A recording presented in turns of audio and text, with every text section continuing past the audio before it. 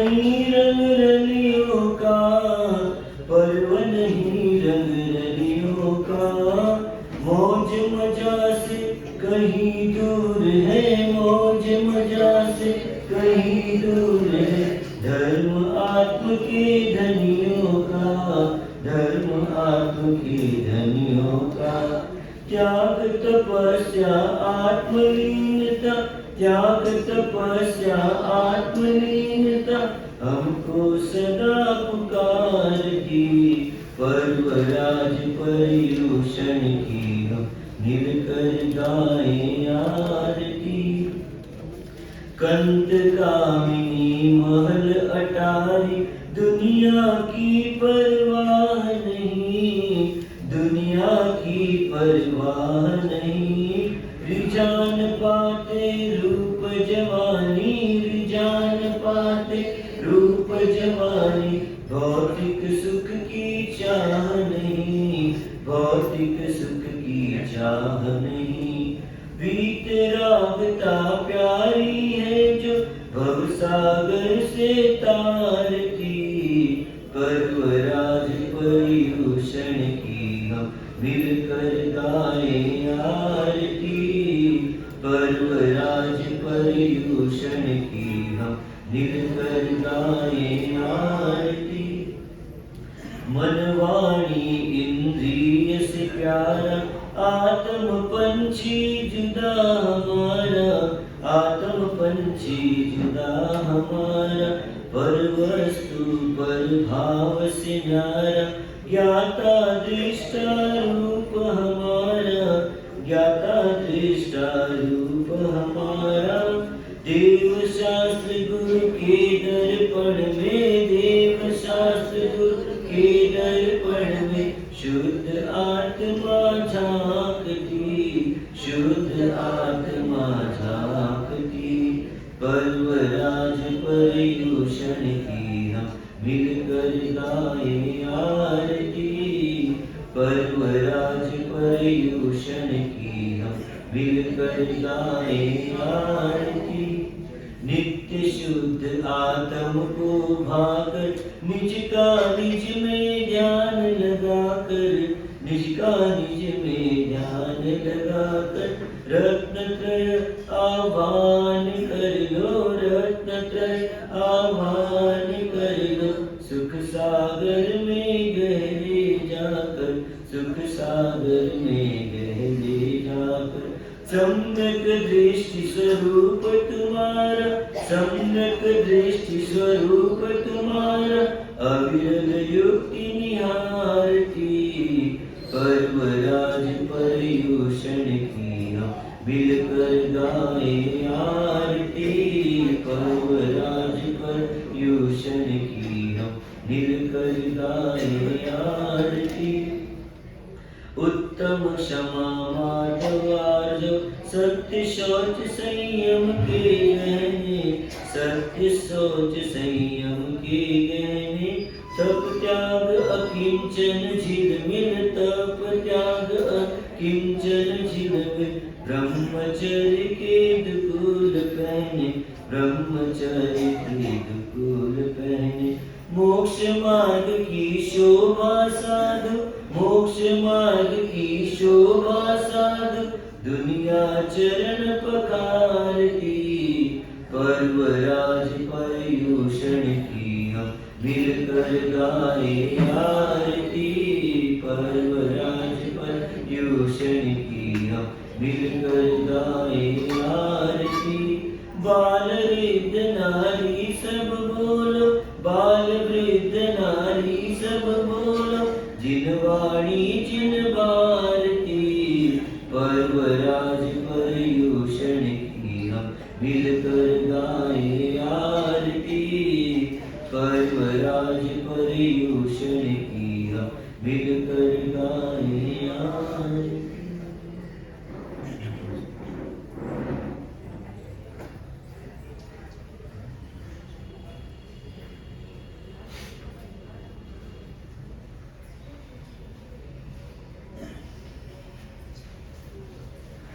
कुछ देर के लिए स्वयं को स्थिर करने का प्रयास करें। जिस आसन में लंबे समय तक सुखपूर्वक विराज सके ऐसे ध्यानासन का चयन करें।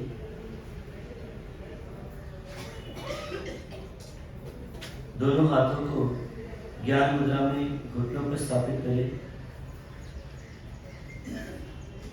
आंखें कोमलता से बंद, श्वासों की गति मंद, कमर पीठ गर्दन एक सीध में हो।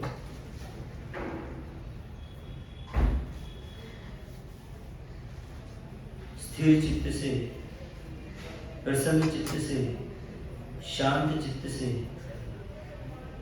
अपने आप को स्थिर करने का प्रयास करिए।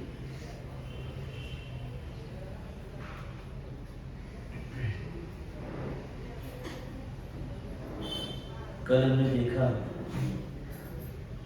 परमात्मा का माता के गर्भ में आना हुआ। जगत जननी त्रिशला माता ने 14 महास्वप्न देखे और उन सपनों के महत्व को स्वप्न पाठकों ने राजा रानी के सामने निवेदन किया। समय पंख लगाकर उड़ने लगा। घड़ी पल पल आगे बढ़ती जा रही है। टिक टिक टिक घड़ी कर रही है और हृदय परमात्मा की जन्मों की उद्घोषणा सुनने के लिए हृदय की धड़कनें मानो घड़ी की कांटों का साथ दे रही है। घड़ी टिक टिक कर आगे बढ़ रही है और हृदय धक धक कर रहा है। सभी को इंतजार है परमात्मा के जन्म का। हम भी कुछ देर के लिए महसूस करें कि हम क्षत्रिय कुंड में सिद्धार्थ महाराजा के महल में है और जिस कक्ष में त्रिशला माता जगत उद्धारक विश्व वंद्य ऐसे वीर प्रभु को जन्म देगी, उस कक्ष के बाहर हम सब खड़े हैं। सबकी नजरें द्वार पर है और द्वार खुलेगा और कब सुंदर समाचार मिलेंगे। सभी लालायित है, सभी उत्सुक है और इधर त्रिशला माता एक सुंदर सुकुमार पुत्र को जन्म देती है। सारे नगर में जन्म का उत्सव प्रवर्तमान है। देवराज इंद्र आदि भी परमात्मा को मेरुगिरी पर ले जाकर उनका स्नाताभिषेक करते हैं। कैसा वो पल रहता होगा। हो सकता है हम भी उस पल के साक्षी बने हो, पर अभी वर्तमान में हमें कुछ याद नहीं। उस समय उस काल में क्या जहाजदारी होती होगी जब तीर्थंकर बनने वाली आत्मा माता पिता के गृहांगन में अवतरित होती होगी। हम मात्र कल्पना कर सकते हैं कि कैसा वो माहौल रहा होगा सिद्धार्थ नृपेंद्र के महल में। त्रिशला माता के कुक्षी से वे परमात्मा अवतरित हुए होंगे। उस समय सबके दिलों में कितना आनंद होगा। क्या राज परिवार, क्या प्रजाजन, क्या नगरजन, सभी के सभी प्रमोदित और उल्लसित हृदय से राजा सिद्धार्थ को बधाई दे रहे होंगे। राजा सिद्धार्थ और रानी त्रिशला किस प्रकार अपने पुत्र के मुख को निहार कर आनंदित हो रही होगी, उल्लसित हो रही होगी। सारी कल्पनाएं करें और कल्पना में ही उस दृश्य को निहारने का प्रयास करें।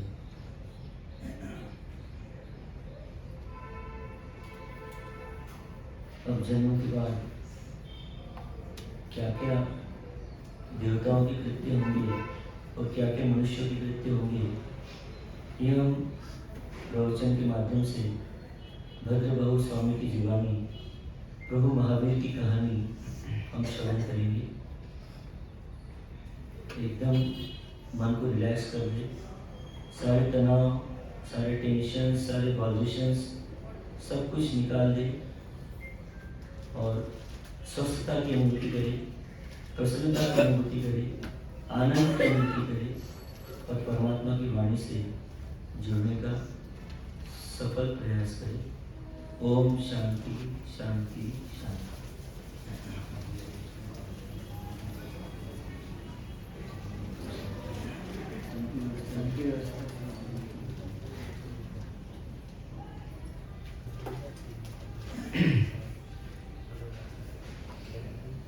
वीर प्रभु के ध्यान से पूर्णानंद अपार, लक्ष्य विजयवंत वरते सदा, जिन शासन जयकार, लब्धिवंत गौतम विभु, सहायक हो दत्त कुशल गुरुदेव का, जग में अति उपकार, इनके चरण सरोज में वंदन बारंबार, हिंदी भाषा में रचूं कल्प सूत्र श्रीकार, कल्प सूत्र श्रीकार। जगता जगदीश्वर परम पिता परमेश्वर शासन नायक श्रवण भगवान प्रभु महावीर स्वामी के चरणों में कोटि शरण। अनंत गगन निधान शासन सिरताज गुरु गौतम स्वामी जी भगवान के चरणों में भाव भीनी वंदना। खरतर गज श्रृंगार प्रातः स्मरणीय पूज्य चारों ही दादा गुरुदेवों के चरणों में वंदन। खरतर गच्छाधिपति एवं समस्त आचार्य भगवंतों के चरणों में अनंत अनंत वंदनाएं। मम जीवन उद्धारक मम जीवन सर्वस्व मुझ आत्म तत्व की पहचान कराने वाले पूज्य गुरु द्वैश्री के पावन पुण्य चरणों में भाव भीनी वंदना। पाठ पर विराजित तपस्वी रत्न अनुशासन प्रेमी पूज्य बड़े माता सबको वंदन। सब आदरणीय मुनि भवन आदरणीय साधु जी मनसा, जिन शासन अनुरागी भविष्य श्रावक एवं श्रावक पर्वादिराज परिवेशन पर के लगभग आधे से ज्यादा समय अब व्यतीत होने की ओर है। 5 दिन व्यतीत हो गए, अब ये 6वां दिन आज से प्रारंभ हुआ है।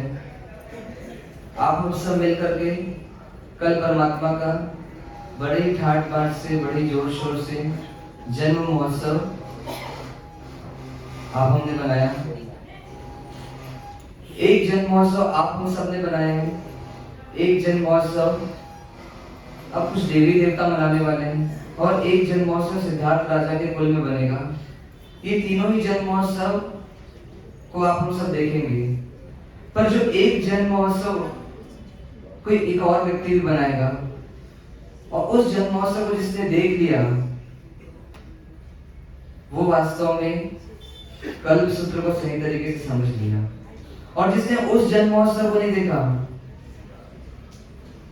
उसने लगभग 8 दिन पूरा समय से यहाँ पर बैठा, 2 घंटा 3 घंटा हर चीज नोट भी कर ली, मैंने सुना भी ली, आपने सुन भी ली, पर कहते उसका कल्प सूत्र सुनना आरंभ ही नहीं हुआ। कौन किस व्यक्ति के जन्म महोत्सव की बात हो रही है?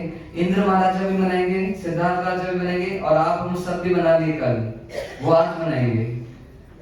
पर एक जन्म महोत्सव को हमको देखना है, वो कौन मना रहे हैं? तो कहते हैं स्वयं महावीर मनाने वाले हैं। मतलब महावीर अपना जन्म महोत्सव मनाने वाले हैं। मनाएंगे क्या? उनका जन्म महोत्सव कैसे बनेगा? बाहर में कुछ बैंड बाजे बजेंगे? तो ऐसा कहते हैं ऐसा कुछ नहीं होगा। बाहर में कोई हलचल नहीं होगी जब महावीर अपना जन्म महोत्सव मनाएंगे। वास्तव में महावीर कैसे बना रहे अपना जन्म महोत्सव, यही तो समझने जैसा है, यही तो उनका रहस्य है कि वो महावीर क्यों बन रहे हैं। उस चीज को अगर नहीं समझे अपन ने तो ऐसे कितने बार हमने जन्म महोत्सव बना दिए, भगवान के भी, पार्श्वनाथ भगवान के भी, नेमिनाथ भगवान के भी, पर एक्चुअल में किस तरीके से मनाना है जन्म को, ये हम समझ नहीं पाए उनको देख करके।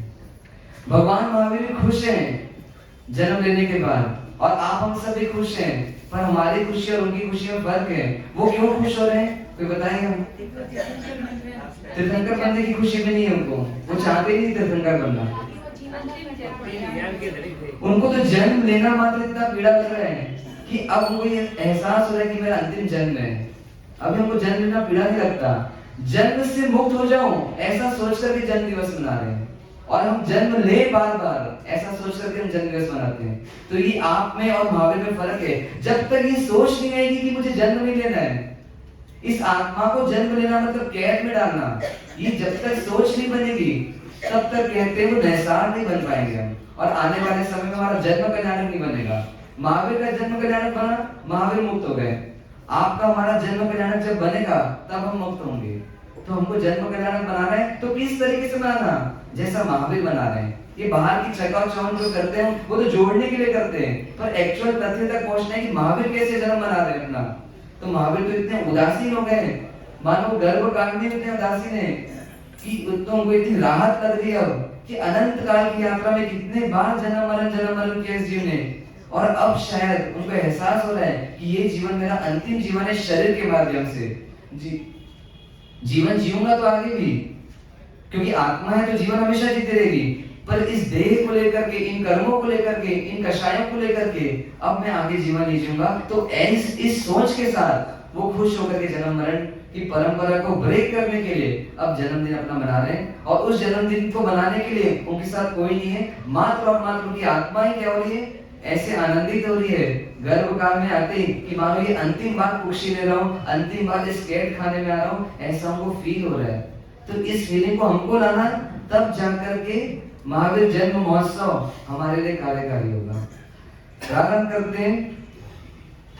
पर्युषण पर्व का लगभग आधा समय बीत चुका है। ऐसी भगवान महावीर के पूरे 27 भाव में का बहुत सारा समय बीत चुका है। महावीर की नैसार से महावीर की यात्रा लगभग अब समाप्ति की ओर होने वाली है। जो लोग आप हम सब में से अभी तक महावीर को नहीं समझे, 26 भाव देख करके भगवान को नहीं समझे, तो ज्ञानी फिर एक बार मौका दे दें कि चलो कोई दिक्कत नहीं, अगर पहले नहीं समझा तो ये अंतिम जीवन को समझ जाओ। अगर इस अंतिम जीवन को भी अगर आप समझ गए महावीर के, तो भी आप महावीर को पूरा समझ लोगे।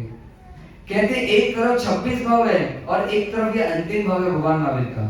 ये अंतिम भाव की तुलना चाहे 26 भाव से करो, 2600 भाव से करो, या 26 लाख भाव से करो, 26 करोड़ भाव से करो, 26 अरब भाव से करो, कहते ये अंतिम भाव कैसा है, उनका अतुलनीय है, उसकी तुलना नहीं की जा सकती। कोई देख ही नहीं सकता उस अंतिम भाव को बिना उनके फ्लैशबैक स्टोरी को, मतलब पुरानी स्टोरी को जाने बिना, पुराने उनके जीवन को जाने बिना। इस जीवन को जब कोई जानेगा तो उसको लगेगा तो बहुत कल्पना का जीवन है, ऐसा हो सकता है क्या? पर परमात्मा जी करके बताएंगे कि ऐसा जीवन होता है। ये अंतिम भाव की सबसे बड़ी खासियत क्या है?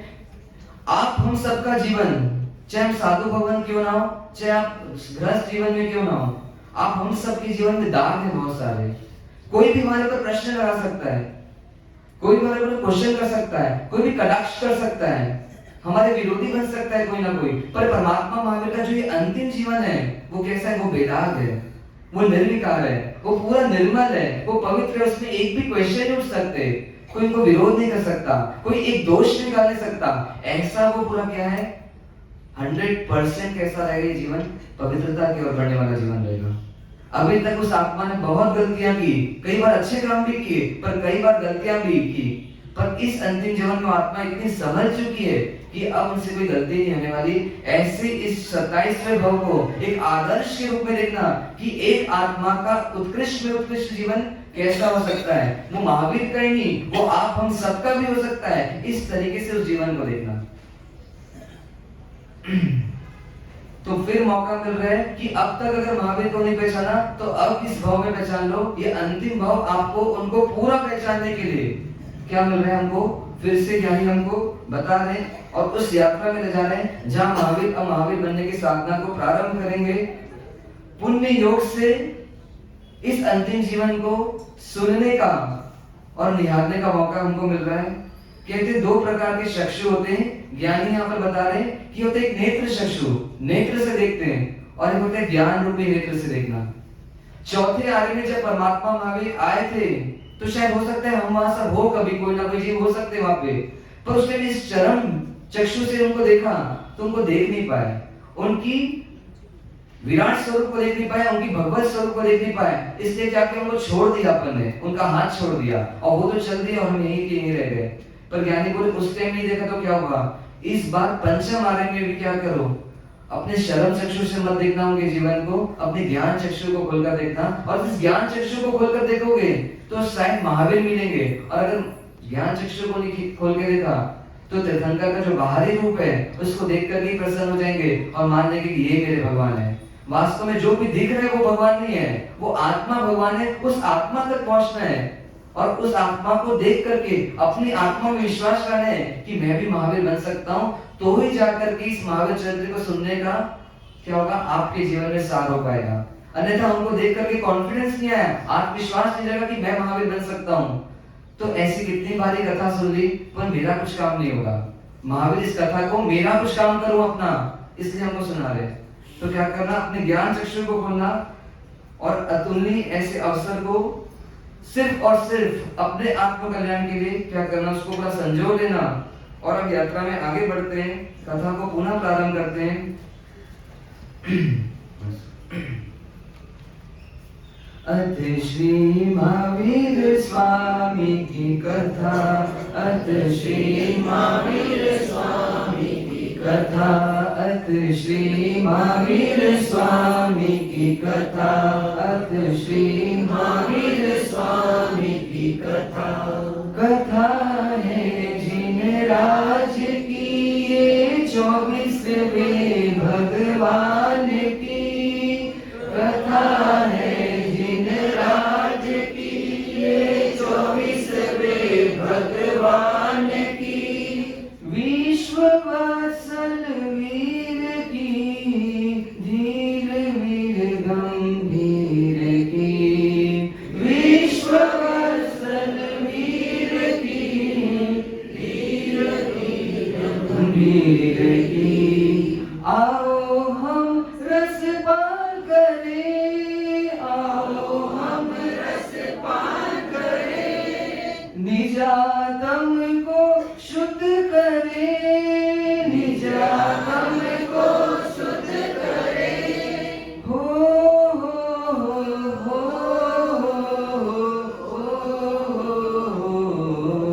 अत श्री महावीर स्वामी की कथा, अत श्री महावीर स्वामी की कथा, महावीर स्वामी की कथा हो, महावीर स्वामी की कथा। परमात्मा महावीर का जन्म हो चुका है। अब इस जन्म महोत्सव को कैसे कैसे कौन कौन और कब कब मनाता है, इस पर हम जा रहे हैं। सबसे पहले महावीर परमात्मा का जब जन्म होता है, इसकी सूचना सबसे पहले किसको मिलती है, कोई बताएगा? कौन सबसे पहले आता है? तो कहते हैं अवधि यानी ऐसे 56 दिव्य कुमारियां जो देवी रूप हैं, उनको सबसे पहले खबर पड़ती है परमात्मा का जन्म हो चुका है सिद्धार्थ के कुल में। और वो अलग अलग दिशाओं से क्या होती है, 56 दिव्य कुमारियां आती है।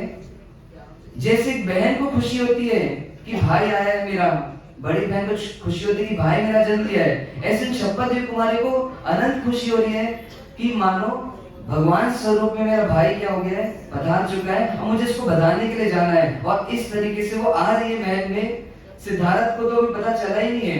पहले जन्म महोत्सव कौन मनाती है, तो कहते हैं 56 दिव्य कुमारी बनाती है, अलग अलग दिशाओं से आती है। ये क्या करती है आकर के, उसको हमको समझना है। तो कहते हैं 8 ऐसे ग्रुप में अलग अलग आती हैं और एक 4 के ग्रुप में आती है, मतलब टोटल 56 है। उसमें से 8 कुछ अलग तरीके से आती है, 8 कैसे पेयर में आती है और कुछ 4 पेयर में आती है। तो पहली 8 आती माता के पास, प्रभु और माता को देख करके जिस जगह वो अपना जन्म महोत्सव मनाती है, वहां पर ये पहली 8 जो आती है वो क्या करती है, भूमि को शुद्ध करती है। फिर दूसरी 8 आती है, वो क्या करती है, तो कहते हैं पुष्पों की वृष्टि करती है, वहां पर सुगंधमयी पुष्प पर वृष्टि करके उस जगह को पवित्र करती है। फिर तीसरी 8 जो आती है वो क्या करती है, तो कहते हैं परमात्मा के समक्ष जो शिशु रूप में अभी परमात्मा है उनको दर्पण दिखाती है। और चौथी जो 8 आती है वो क्या करती है, वो कलश लेकर के परमात्मा के पास अलग अलग तरीके से खड़े रहती हैं। और फिर अगली 8 आती है, वो क्या करती है, तो वो पंख करती है परमात्मा और माता को। और फिर जो अगली 8 आती है वो क्या करती है, चावल डालती है। और फिर जो 4 आते हैं वो क्या करते हैं, वो दीपक धारण करके रखते हैं। अब ये सब क्यों कर रहे हैं, वो इसके रहस्य को समझना है। हम बाहर से इसको देख लेते हैं पर इसका जो रहस्य है वो नहीं समझ पाते। पहली 8 क्या कर रही, भूमि को शुद्ध कर रही है। मानो भूमि को शुद्ध नहीं कर रही है, वो परमात्मा का सानिध्य चाहती है कि मैं परमात्मा के करीब आऊं। और हम सबको भी प्रेरणा करी कि अगर परमात्मा से जुड़ना है तो सबसे पहला काम क्या करो, उनके निकट आ जाओ, उनके करीब आ जाओ, उनके सानिध्य को पालो। भूमि को साफ करना मतलब इस आत्मा रूपी पात्र को थोड़ा तैयार कर लो कि परमात्मा से जुड़ सको। दूसरी 8 क्या बोल रही है, पुष्पों की वृष्टि करना। पुष्प की वृष्टि करके क्या बताना चाह रही कि हे परमात्मा, आप शिशु रूप में कोमल नहीं हो। जब आप उपसर्गों को जीतोगे तब भी आप कोमल रहोगे और आप अनंत काल तक कोमल ही रहोगे। ये पुष्प तो मैं आप पर बरसा रहा हूँ, आपको तो इस कोमलता की जरूरत ही नहीं है, पर मैं भी क्या हो जाऊं, आपका सानिध्य ले लेकर के क्या हो जाऊं, स्वयं कोमल बन जाऊं। ऐसी ये दूसरी 8 बोल रही है। फिर तीसरी 8 क्या बोल रही है, दर्पण को दिखा रही परमात्मा को। मानो परमात्मा को दर्पण दिखा करके परमात्मा के स्वरूप को देख रही है कि ऐसा ही आत्मा स्वरूप मेरा है। आज ये शिशु रूप में है पर आगे जाकर के ये कैसे बनेंगे, ये त्रिलोकी नाथ बनने वाले हैं, इनकी आत्मा त्रिलोक की पूजी बनने वाली है। तो उस स्वरूप को निहारने के लिए उनको दर्पण दिखा रही है। फिर चौथी 8 क्या कर रही है, कलश दिखा रही है। हे परमात्मा, आप केवल ज्ञान तो भले बाद में प्राप्त करोगे पर आप जन्म से ही कैसे हो, आप सम्यक ज्ञान के धारी हो। आपकी आत्मा मानो कलश की तरह भरी हुई है किसी ज्ञान और ज्ञान और ज्ञान से। तो ऐसा ज्ञान जिस आधार से मैं भी 4 गति संसार से मुक्त हो जाऊं, ऐसे ज्ञान से मैं अपनी आत्मा को भर लूं। ऐसा 56 दिन कुमारियां कलश लेकर के भगवान के सामने खड़ी है। फिर अगले 8 क्या कर रहे हैं, पंखा कर रहे हैं। देखो चंवर और पंखे में फर्क है, पंखा थोड़ा दूर से होता है, चंवर थोड़ा और पास से होता है। तो जो पंखे दूर से कर रही वो क्या बोल रही है कि हे आत्मन, हे चैतन्य, तुम अगर दीक्षा लेकर के परमात्मा के परिवार में पूरा शामिल हो सकते हो तो फिर चंवर ढालो और करीब आ जाओ। और अगर चंवर ढा नहीं सकते तो कम से कम श्रावक जीवन में आकर के क्या करो, परमात्मा के थोड़े करीब करो। पंखा ढालने वाली 56 निकाले थोड़े करीब है और जो चंवर ढाल रही है वो और करीब हो गई है। मतलब श्रावक थोड़ा करीब रहता है और साधु परमेष्ठी कैसे होते हैं, वो भगवान से और करीब हो जाते हैं, उनका रिश्ता और करीब का बन जाता है। और अगली जो 4 है वो क्या करे, दीपक धारण कर लिए। परमात्मा जैसे आपकी आत्मा क्या हो गई है, जल गई है, मतलब प्रकाशमान हो गई है। और ये प्रकाश तो खिलते रहेगा और ये अनंत में क्या हो जाएगा, समा जाएगा। ऐसा कैवल्य रूपी प्रकाश आप प्रकट करेंगे तो हम भी क्या करें, आपकी ज्योत से अपनी ज्योत जला लें, मतलब हम भी क्या हो जाए, उस कैवल्य ज्ञान को प्रकट कर ले।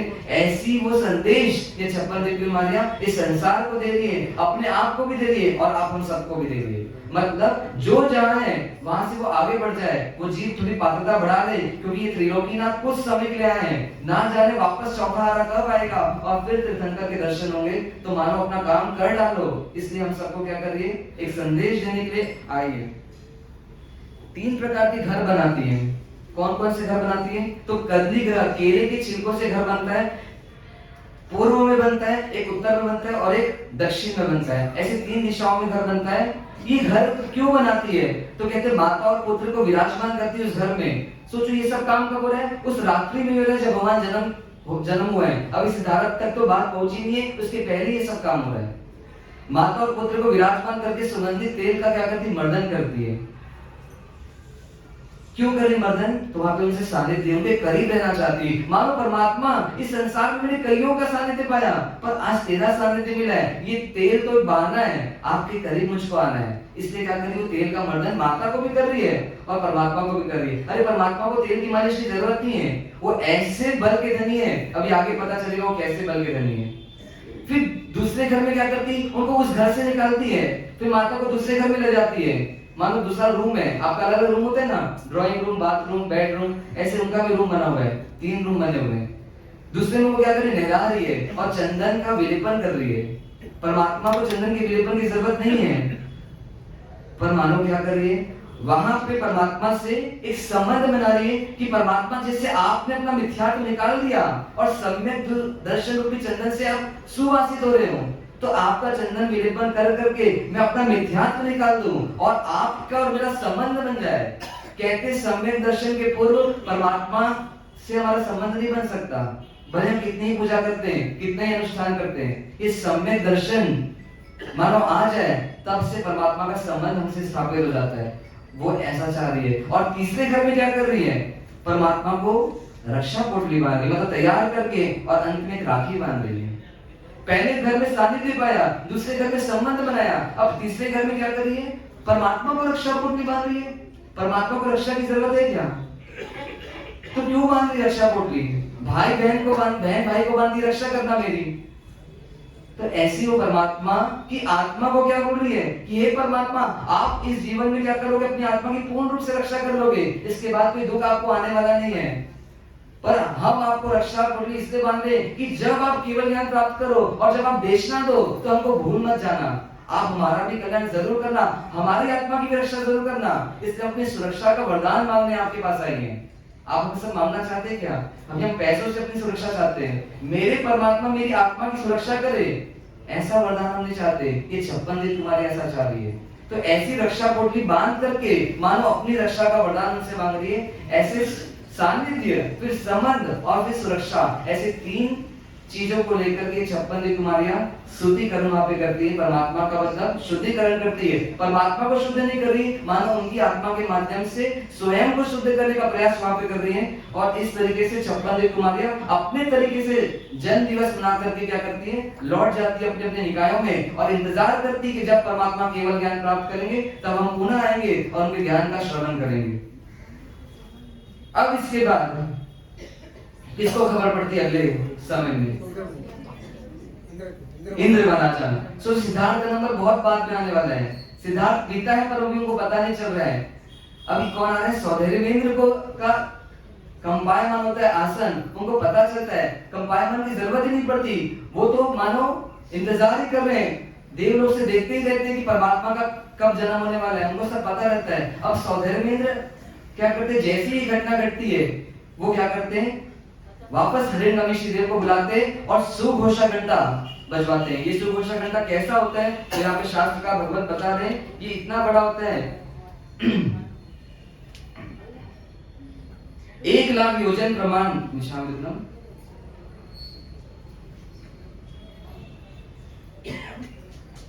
12 योजन प्रमाण और 8 योजन ऊंचा, 1 योजन गहरा ये सुघोषा घंटा होता है। ये सौधर्मेंद्र देवलोक मतलब प्रथम देवलोक में होता है, वहां पर ये घंटा बजवाते और उनके जो 32 लाख विमान होते हैं वहां पे सब में क्या होते हैं, अपना घंटा बजते जाता है और सबको घोषणा करते हैं कि हे देव देवियों क्या करो, तैयारी करो, क्योंकि परमात्मा का जन्म हो चुका है। और उनको कहाँ जाना है, तो कहते हैं मेरू पर्वत पर जाना है, उनका जन्म महोत्सव मनाने, और आप सब तैयारी करके जाओ। और ऐसा 1,00,000 योजन लंबा एक विमान तैयार करते हैं, उसमें इंद्र, उनकी इंद्राणियां और कई देव देवियां नाटक करते, गान करते, महोत्सव करते, मानो देवलोक से प्रस्थान करते, नंदीश्वर द्वीप होते हुए कहां पहुंचने की तैयारी करते हैं, मेरू पर्वत की तरफ जाने की कोशिश करते हैं, मतलब उधर तरफ प्रयाण करते हैं। ऐसी पहले देवलोक में होता है, फिर दूसरे, तीसरे, चौथे, ऐसे 12 देवलोक तक सारे इंद्र घंटा बजवा कर सारे देवों को इकट्ठा करके उनको मेरू पर्वत की तरफ क्या करते, रवाना करते हैं। मानो सारे देवी देवता एक जगह इकट्ठा हो रहे हैं। ऐसा बहुत कम अवसर आता है कि हर देवलोक के देव इकट्ठा एक साथ हो जाए, पर जब परमात्मा का कल्याण का अवसर आता है तो ऐसा होता है। अब यहाँ पे भी घोषणा करते हुए ये कार्यक्रम ऐसा पधारना पधारना पधारना, कोई आता है कोई नहीं आता, कोई बारासा पे कहने से नहीं आता, दूसरा मित्र बोलता है चल यार चलते, हमारे साथ कुछ कार्यक्रम करा रहे हैं, तब आते हैं। तो ऐसी देवी देवता भी हर समय दृष्टि नहीं होते, हर भगवान के प्रति समर्पित नहीं होते। कुछ इंद्र के कहने पर, कुछ अपने मित्र के कहने पर, कुछ अपनी पत्नियों के कहने पर, कुछ कौतूहलवश कि चलो देखते हैं यार क्या हो रहा है मेरू पर्वत पर, और कुछ अपने सम्यक दर्शन को निर्मल करने के लिए क्या करते हैं, प्रयाण करते हैं मेरू पर्वत की तरफ और उस पांडु वन में जाते हैं जहां पर पांडु शिला में परमात्मा का क्या होने वाला है, जन्माभिषेक महोत्सव इंद्र और देवी देवता मनाने वाले हैं। मानो ऐसी होड़ मच जाती जब जन्म प्रसंग आता है परमात्मा का कि देवी देवता अपने निकाय से निकलते हैं और अपने अपने विमान पे निकलते हैं और वहां पे ऐसा बोलते हैं आकाश में ट्रैफिक जैम हो जाता है। एक देव बोलता है तू अपनी विमान अलग कर, तू विमान अलग कर, अरे मुझे आगे जाने दे, मुझे आगे जाने दे। ऐसे मानो पूरा आकाश मार्ग विमानों से भर गया है और एक ट्रैफिक जैम हो जाता है। ऐसा एक दृश्य जब परमात्मा का जन्माभिषेक महोत्सव आता है तब ऐसा आकाश में एक दृश्य बनता है। हमारे जब संघ में कभी क्या होता है, पर्व का दिन आता है तो गाड़ियां मोटर की ट्रैफिक जैम जैसे बच जाती है। ऐसी वहां पर भी क्या होता है, जब लोग जाते हैं, देवी देवता जाते हैं तो ट्रैफिक मानो जैम हो गया है, मानो विमान का क्या हो रहा है, परस्पर मिलना जुलना हो रहा है, एक दूसरे से टकराने की संभावना हो, ऐसा होने की स्थिति बनती है। मानो एक दूसरे को निकालते निकालते सब क्या कर रहे हैं, प्रयाण कर रहे हैं और मेरू पर्वत की तरफ बढ़ रहे हैं। सारे देवी देवता मेरू पर्वत की तरफ जा रहे हैं, पर सौधर्मेंद्र कहां जा रहे हैं, तो वो कहते हैं वो नीचे आते हैं मनुष्य लोक पर, सिद्धार्थ के घर पर मतलब उनके महल पर आते हैं और माता के पास जाते हैं और माता के पास एकदम सेवक बन करके जाते हैं। मानो सेवक क्यों बन रहे हैं, यहाँ पे इंद्र मतलब सौधर्मेंद्र एक संदेश दे रहे हैं हम सबको कि हमको स्वामी बनना है, अगर आगे जाकर के परमात्मा बनना है तो सबसे पहला गुण क्या ला जाओ कि सेवक बन जाओ। जो सेवक बनेगा वो आगे जाकर के स्वामी अपने आप बन जाएगा। ऐसा एक उद्देश्य लेकर के माता के पास आए।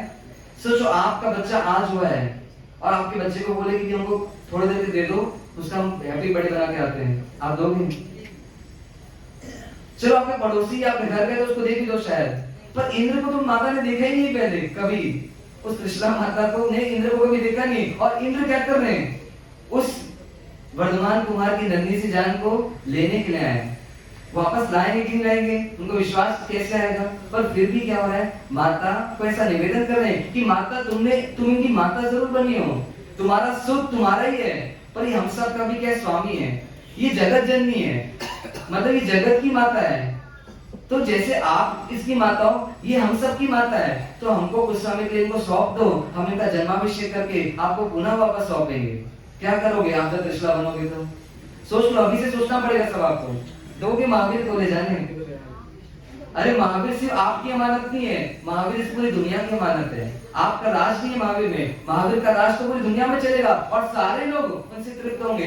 तो वहां पर माता चाहे ना चाहे, भले राग से पीड़ित है माता, पर उस इंद्र का जो कर्तव्य है कि जन्माभिषेक महोत्सव करना है तो माता उनको देती है। मतलब वहां पे वो क्या करते हैं, तो उनको स्वप्न में सुला देते हैं माता को और एक पुत्र की प्रतिकृति बनाते हैं, मानो कि पुत्र उनके पास ही, और जो रूम में और उनकी दासियां रहती सबको क्या करते हैं, एनेस्थीसिया मानो देते हैं, उन्होंने उनको बेहोश कर दिया है और वहां पर उनको लेकर के जाते हैं। 5 रूप धारण करते हैं इंद्र। सोचो एक परमात्मा को ले जाना इतना आसान नहीं है, 5 रूप धारण करना पड़ रहा है किसको, इंद्र को। पहले रूप से वज्र पकड़ते हैं सामने, दूसरे रूप से चामर ढाल रहे 2 लोग और तीसरे रूप से छत्र पकड़ रहा है 1 जन, और चौथा जो 5वां रूप है उसमें खुद इंद्र क्या कर रहे हैं, परमात्मा को लेकर के बैठे। वज्र क्यों पकड़े कि मेरे परमात्मा पर कोई उत्पात मचाने वाले पिशाच भयंकर जाति के देव कोई आ जाए तो ये वज्र उसको छोड़ेगा नहीं। और मानो बाकी पंख और चावल क्यों डाले, परमात्मा का बहुमान है। और छत्र क्यों रखे, क्योंकि मेरे परमात्मा जब चल रहे हैं मानो तो उनको एक सिंहासन के तौर पर ऊपर छत्र रखें और इस प्रकार से उनको पूरे बहुमान के साथ, पूरी जगत की जो माता है उनको बहुमान के साथ कहा जा रहे हैं, मेरू पर्वत की तरफ ले जा रहे हैं। ये 5 रूप क्यों बनाए इंद्र ने, ये दुनिया को संदेश दे रहे हैं अपन सबको। क्या संदेश दे रहे हैं कि आज ये परमात्मा की हम रक्षा इसलिए कर रहे हैं क्योंकि आगे जाकर के परमात्मा हमारी रक्षा करेंगे। परमात्मा को रक्षा की जरूरत नहीं है, पर परमात्मा ही धर्म है, जो धर्म की रक्षा करेगा आगे जाकर के धर्म उसकी रक्षा करेगा। इसलिए जब भी संत समाज में धर्म की हानि हो तो उस इंद्र के 5 रूप को याद करना, जिन्होंने महावीर को क्या किया, पूरा प्रोटेक्ट करके रखा है, मानो उनको पूरी सुरक्षा देकर रखी है। तो ऐसी जब हमारे संघ और शासन में कभी धर्म की हानि हो तो अपने रूप को क्या करना, धर्म के लिए लगा देना, मतलब अपने शक्ति बल को, अपने मनोबल को और अपने धन बल को क्या करना, धर्म शासन की सुरक्षा में लगा करके उसकी रक्षा करना, क्योंकि आज ये रक्षित होगा तो कल ये जाकर के हमारी रक्षा करेगा। ऐसी प्रेरणा कौन दे रहे हैं, इंद्र हमको दे रहे हैं। मेरू पर्वत पर लाखों देवी देवता उनके स्वागत के लिए खड़े हैं, मानो वो सब पहुंच चुके हैं और सौधर्मेंद्र परमात्मा को लेकर के आ रहे हैं। सभी देव मानो अलग अलग समुद्रों से औषधियां युक्त जल सुगंधित जल, सुगंधित पुष्प अलग अलग जगह से पूरे विश्व से लेकर इकट्ठित होकर के क्या किए, रेडी है परमात्मा के जन्म महोत्सव को मनाने के लिए। परमात्मा का जन्म महोत्सव में जो कलश होता है वो कैसा होता है, तो कहते हैं 1 करोड़ 8 लाख कलशों से अभिषेक होता है। कितने, सोचो परमात्मा इतने से है और 1 करोड़ 8 लाख कलश लेंगे। वो कलश कैसे होते पता है, 1 योजन लंबा 1 योजन चौड़ा, 12 किलोमीटर लंबा 12 किलोमीटर चौड़ा, मतलब 144 किलोमीटर का एक कलश, और 1 करोड़ 8 लाख कलश से किसका अभिषेक होगा, इस छोटे से शिशु का अभिषेक होगा। अभी छोटे से शिशु को आपके घर में आते हैं, उसको कैसे नहलाते हो, थोड़े बहुत पानी से ऐसे पोंछते हो, मानो उसका अभिषेक करने आते हो। पर परमात्मा का अभिषेक कितने से हो रहा है, क्यों कर रहे इतने पानी से अभिषेक, 1 करोड़ 60 लाख की शामिल कर रहा हूं, 60 lakhs। इतने जबरदस्त, इतने सारे पानी से अभिषेक क्यों करें परमात्मा का, मानो परमात्मा को शुद्ध नहीं कर रहे। इतने बार अभिषेक कर करके जो देवी देवता है वो चाहते कि परमात्मा जैसे आप सम्यकधारी बन गए, मतलब अपने मिथ्यात्व को पूरा धो डाला, ऐसे हम क्या करें, आपको बार बार अभिषेक करके अपने मिथ्यात्व को आपको निहार करके, आपको देख करके अपने मिथ्यात्व को निकाल दें। इसलिए परमात्मा का अभिषेक करने के लिए इतने सारे पानी का उपयोग करें। उसमें औषधियां हैं, सुगंधित जल है, पुष्प है, ऐसी बहुत सारी चीजें उसमें मिली हुई है। अब एक घटना घटती है, आपके बच्चे को कोई 2 मग्गे पानी से नहलाने लग जाए, 1 दिन का बच्चा है, 1 दिन का नहीं, 2 घंटे का बच्चा है, आपको क्या होगी, शंका होगी। क्या शंका होगी, अरे मेरे बच्चे को मारना है क्या, तेरे को बोलोगी, पर शंका तो ऐसी होगी ना, इतने सारे पानी से कोई नहलाते क्या। ऐसी इंद्र ने देखा कि सारे देवी देवता इतने बड़े बड़े कलश लेकर खड़े हैं और इंद्र ने परमात्मा को हाथ में रखा है, गोदी में रखा है, मेरे परमात्मा इतने सारे कलशों का भार सहेंगे तो कहीं बह मत जाए, कहीं छूट मत जाए। ऐसी शंका किसको हो रही है, सम्यक दृष्टि इंद्र को हो रही है। जिस इंद्र को परमात्मा के मार्ग में पूरा विश्वास है, आत्मज्ञान हो चुका है, उस इंद्र को भी परमात्मा के राग से क्या हो रही है, उनकी शंका हो रही है कि परमात्मा छूट मत जाए। इतने अनंत काल की यात्रा में आज परमात्मा हाथ में आए हैं, आप हम सबके हाथ में आए क्या, नहीं आए, पर उनको हाथ में मिले और ये कहीं छूट मत जाए, मतलब मेरे हाथ से निकल मत जाए, ऐसी तड़प उनकी हो रही है। वहां पे संदेश फिर हमको मिल रहा है कि परमात्मा मिले हैं तो उनको इस तरीके से पकड़ लो कि वो छूट मत जाए बाद में। जब ऐसी शंका होती है इंद्र को और इंद्र चिंतित दिखते हैं और लोग इंतजार कर रहे हैं देवी देवता कि कब हमको इंद्र आज्ञा करें और हम मेरू पर्वत पर जब उनका अभिषेक चालू करें। इधर परमात्मा जो शिशु रूप में जो बैठे उनकी गोद में, जो इतने से हैं, भी सोचता हूँ कि क्या ज्ञान की दशा है, वो देख लेते हैं किसको, इंद्र को। अरे इंद्र, मतलब वो मानो बोल रहे हैं तू भी ऐसा कर रहे हैं तो इस दुनिया से क्या अपेक्षा करूंगा, तू तीर्थंकर के शक्ति पर शंका कर रहे हैं। ऐसा किसको बोल रहे हैं, मानो इंद्र को बोल रहे हैं, और आप हम सबको भी बोल रहे हैं कि परमात्मा की शक्ति पर शंका कर रहे हैं। ये तो क्या मूर्खता का काम कर रहा है, आज शक्ति पर शंका कर रहा है, कल जाके परमात्मा के मार्ग पर शंका करेगा और ऐसे करके वापस मिथ्यात्व हो जाएगा, तो ना जाने तो कितना संसार बढ़ाएगा और तेरे माध्यम से ये सारे जीव कितने संसार बढ़ा देंगे। ऐसा घोर पाप मत कर। कोई भी तीर्थंकर की शक्ति पर थोड़ा भी प्रश्न लगाता है तो मानव की घोर आशाधना कर रहा है। इसलिए परमात्मा उस समय क्या करते हैं, तो परमात्मा अपना वर्चस्व बनाने के लिए नहीं करते, परमात्मा उनके सम्यक दर्शन को वापस अनिर्मल मत हो जाए, वापस वो मिथ्या दृष्टि ना हो जाए, शंका कर करके। इसलिए परमात्मा की शंका का निवारण करके क्या करते हैं, छोटे से शिशु रूप परमात्मा अपने अंगूठे से एक बार से मेरू की कोई शिला को टच करते हैं बस ऐसे, और उसमें क्या होता है, पूरा वो मेरू पर्वत कंपायमान हो जाता है, पूरा हिल जाता है, सारी प्रकृति मानो डिस्टर्ब हो गई, पशु चिल्लाने लगते हैं, चिड़िया सब रोने लगती है और पानी सब जो बह रहे थे मानो वो और तेजी से बहने लगते। ऐसा मानो क्या होता है, एक प्रलय जैसा वहां पे आ जाता है। इंद्र जो शंका कर रहे थे उनका ध्यान वहां से हटता है, उनको लगता है कोई देवी देवता मानो प्रकोप कर रहे हैं, कोई उत्पात मचाने की कोशिश कर रहे हैं, तुरंत अपना वज्र निकालते हैं और चेक करते हैं कि कोई ऐसा कर तो नहीं रहा है। जब अवधि ज्ञान का उपयोग करते हैं तब लगता है, तब पता चलता है ओह मैंने क्या पाप कर दिया, अरे मैंने तीर्थंकर की शक्ति पर शंका की। जो तीर्थंकर आगे जाकर के अपने अंतरिक्ष शत्रुओं को जीतने वाले हैं, वो तीर्थंकर का जो बाहुबल है वो इतना विकराल होता है, वो इतना महान होता है, वो इतना मजबूत होता है। मैंने उन तीर्थंकरों की शक्ति पर शंका की, परमात्मा धन्य है, आप तो करुणा बनते हैं जो उन्होंने मेरी शंका का निवारण किया। मैं बेवजह शंका कर रहा था, हे देवी देवियों क्या करो, अभिषेक प्रारंभ करो। हम फालतू ही शंका कर रहे हैं कि परमात्मा को कुछ होगा। अरे परमात्मा तो इस विश्व के सबसे बलिष्ठ प्राणी है, उन पर शंका करना मानो अपने दुर्भाग्य को बुलाना, ऐसा काम हो जाएगा। इसलिए हम प्रारंभ करते हैं और एक एक फिर देवी देवता क्या करते हैं, आ करके परमात्मा का अभिषेक करते हैं, महोत्सव अभिषेक करता है, मानो वहां पर वो नृत्य गान के साथ क्या करते हैं, अभिषेक करते हैं। फिर एक इंद्र दूसरे इंद्र को बोलते हैं कि तुम मुझे दो, अब बहुत देर से तुम कर रहे हो, तुम अब मुझे दो, ऐसा करके एक दूसरे की साधर्मिक भक्ति करते हैं। और कुछ समय सब इंद्र को क्या मिलता है, मौका मिलता है परमात्मा की भक्ति करने का। अब जब अंत में नंबर किसका आता है, जो लेकर के बैठा है, कौन लेकर के बैठे हैं उनको, सौधर्मेंद्र इंद्र, प्रथम देवलोक इंद्र, वो सबको अभिषेक करने के बाद उनकी बारी आती है कि मुझे अभिषेक करना है। पर मैं कैसे अभिषेक करूं, परमात्मा का अभिषेक कैसे करना चाहिए। वो इंद्र फिर हमको एक संदेश दे रहे कि कैसा अभिषेक हो।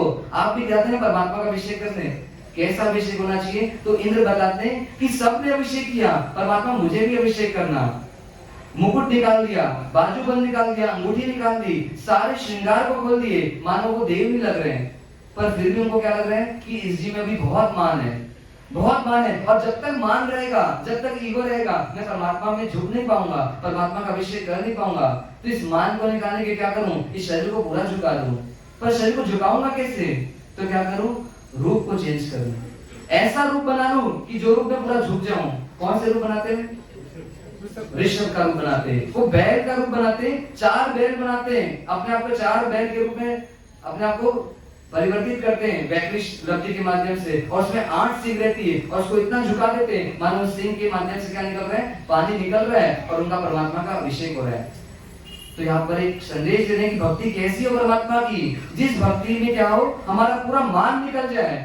उस परमात्मा की भक्ति करते करते मेरे मान पूरा निकल जाए, ताकि मैं एक शिशुवत परमात्मा के सामने क्या हो जाऊं, उपस्थित हो जाऊं।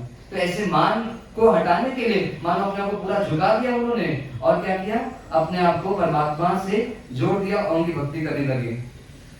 जैसी जन्म महोत्सव होता है, इधर तिर्यन जम्बक देव को सौधर्मेंद्र आज्ञा देते हैं और वो क्या करते हैं, 32 करोड़ सोने, 32 करोड़ रुपए, वस्त्र आदि की क्या करते हैं, सिद्धार्थ राजा के कोष में जमा करते। मतलब जब जन्म होता है तो उनको बधाई स्वरूप वो तिर्यन जम्बक देव उनके राजकोष में 32 करोड़ सोने मोहर और 32 करोड़ रत्न आदि ऐसे सब जमा करते हैं। और इधर जब देवी देवता का जब महोत्सव समाप्त होता है, सौधर्मेंद्र एक घोषणा करते हैं कि अब यहाँ से आप सबको पुनः वापस अपने अपने निकाय में जाना है, पर ध्यान रखना कोई भी बीच में उत्पात किया तो ये परमात्मा का भक्त बैठा हुआ है, इस वज्र से उसका क्या करूंगा, मैं उसके घात कर दूंगा। एक भी जन ये कोई कोशिश मत करना कि मेरे परमात्मा के ऊपर आंख भी उठाने की कोशिश मत करना। ऐसा सबको एक क्या करते हैं, मानो एक चेतावनी देते हैं परमात्मा के, मतलब सारे देवी देवता को।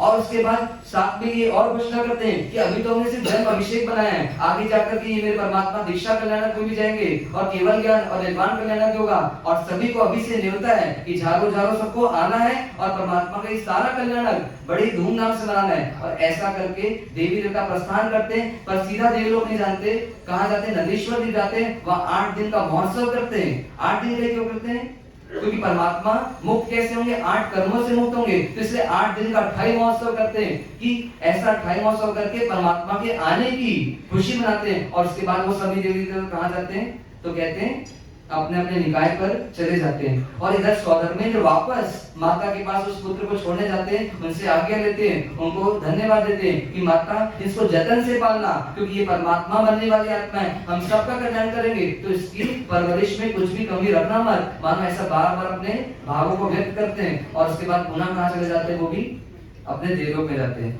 अब इधर प्रियमदा कहाँ जाती है, इधर दासी जो है, अब उस राजघराने में महोत्सव प्रारंभ होने वाला है। प्रियमदा दासी जाती है सिद्धार्थ के पास और क्या बताती, घोषणा करती है वहां पे कि हे राजेश्वर, आपको पुत्र रत्न की प्राप्ति हुई है और मानो वो पुत्र रत्न देखोगे तो देखते रह जाओगे, ऐसा पुत्र रत्न मिला है। और राजा जब प्रियमदा ये बताती है तो राजा के मुकुट को छोड़ करके राजा के पास जितना भी आभूषण रहता है उसको क्या करते हैं, उसको उस प्रियमदा दासी को देते हैं और उसको दासी पद से मुक्त करके महत्रा बना देते हैं। मतलब महत्रा मतलब जो मेन दासी है, जो मेन राजघराने की जो मेन मुखिया रहती है दासियों की, ऐसा पद उसको दे देते हैं। अब यहाँ पर प्रियमदा दासी उनको क्या संदेश दे रही है कि अगर दुनिया के दासत्व से मुक्त होना है, दुनिया की गुलामी से मुक्त होना है, तो क्या करो, एक परमात्मा के दास बन जाओ। तो इस दुनिया में फिर किसी के सामने नाचना नहीं पड़ेगा।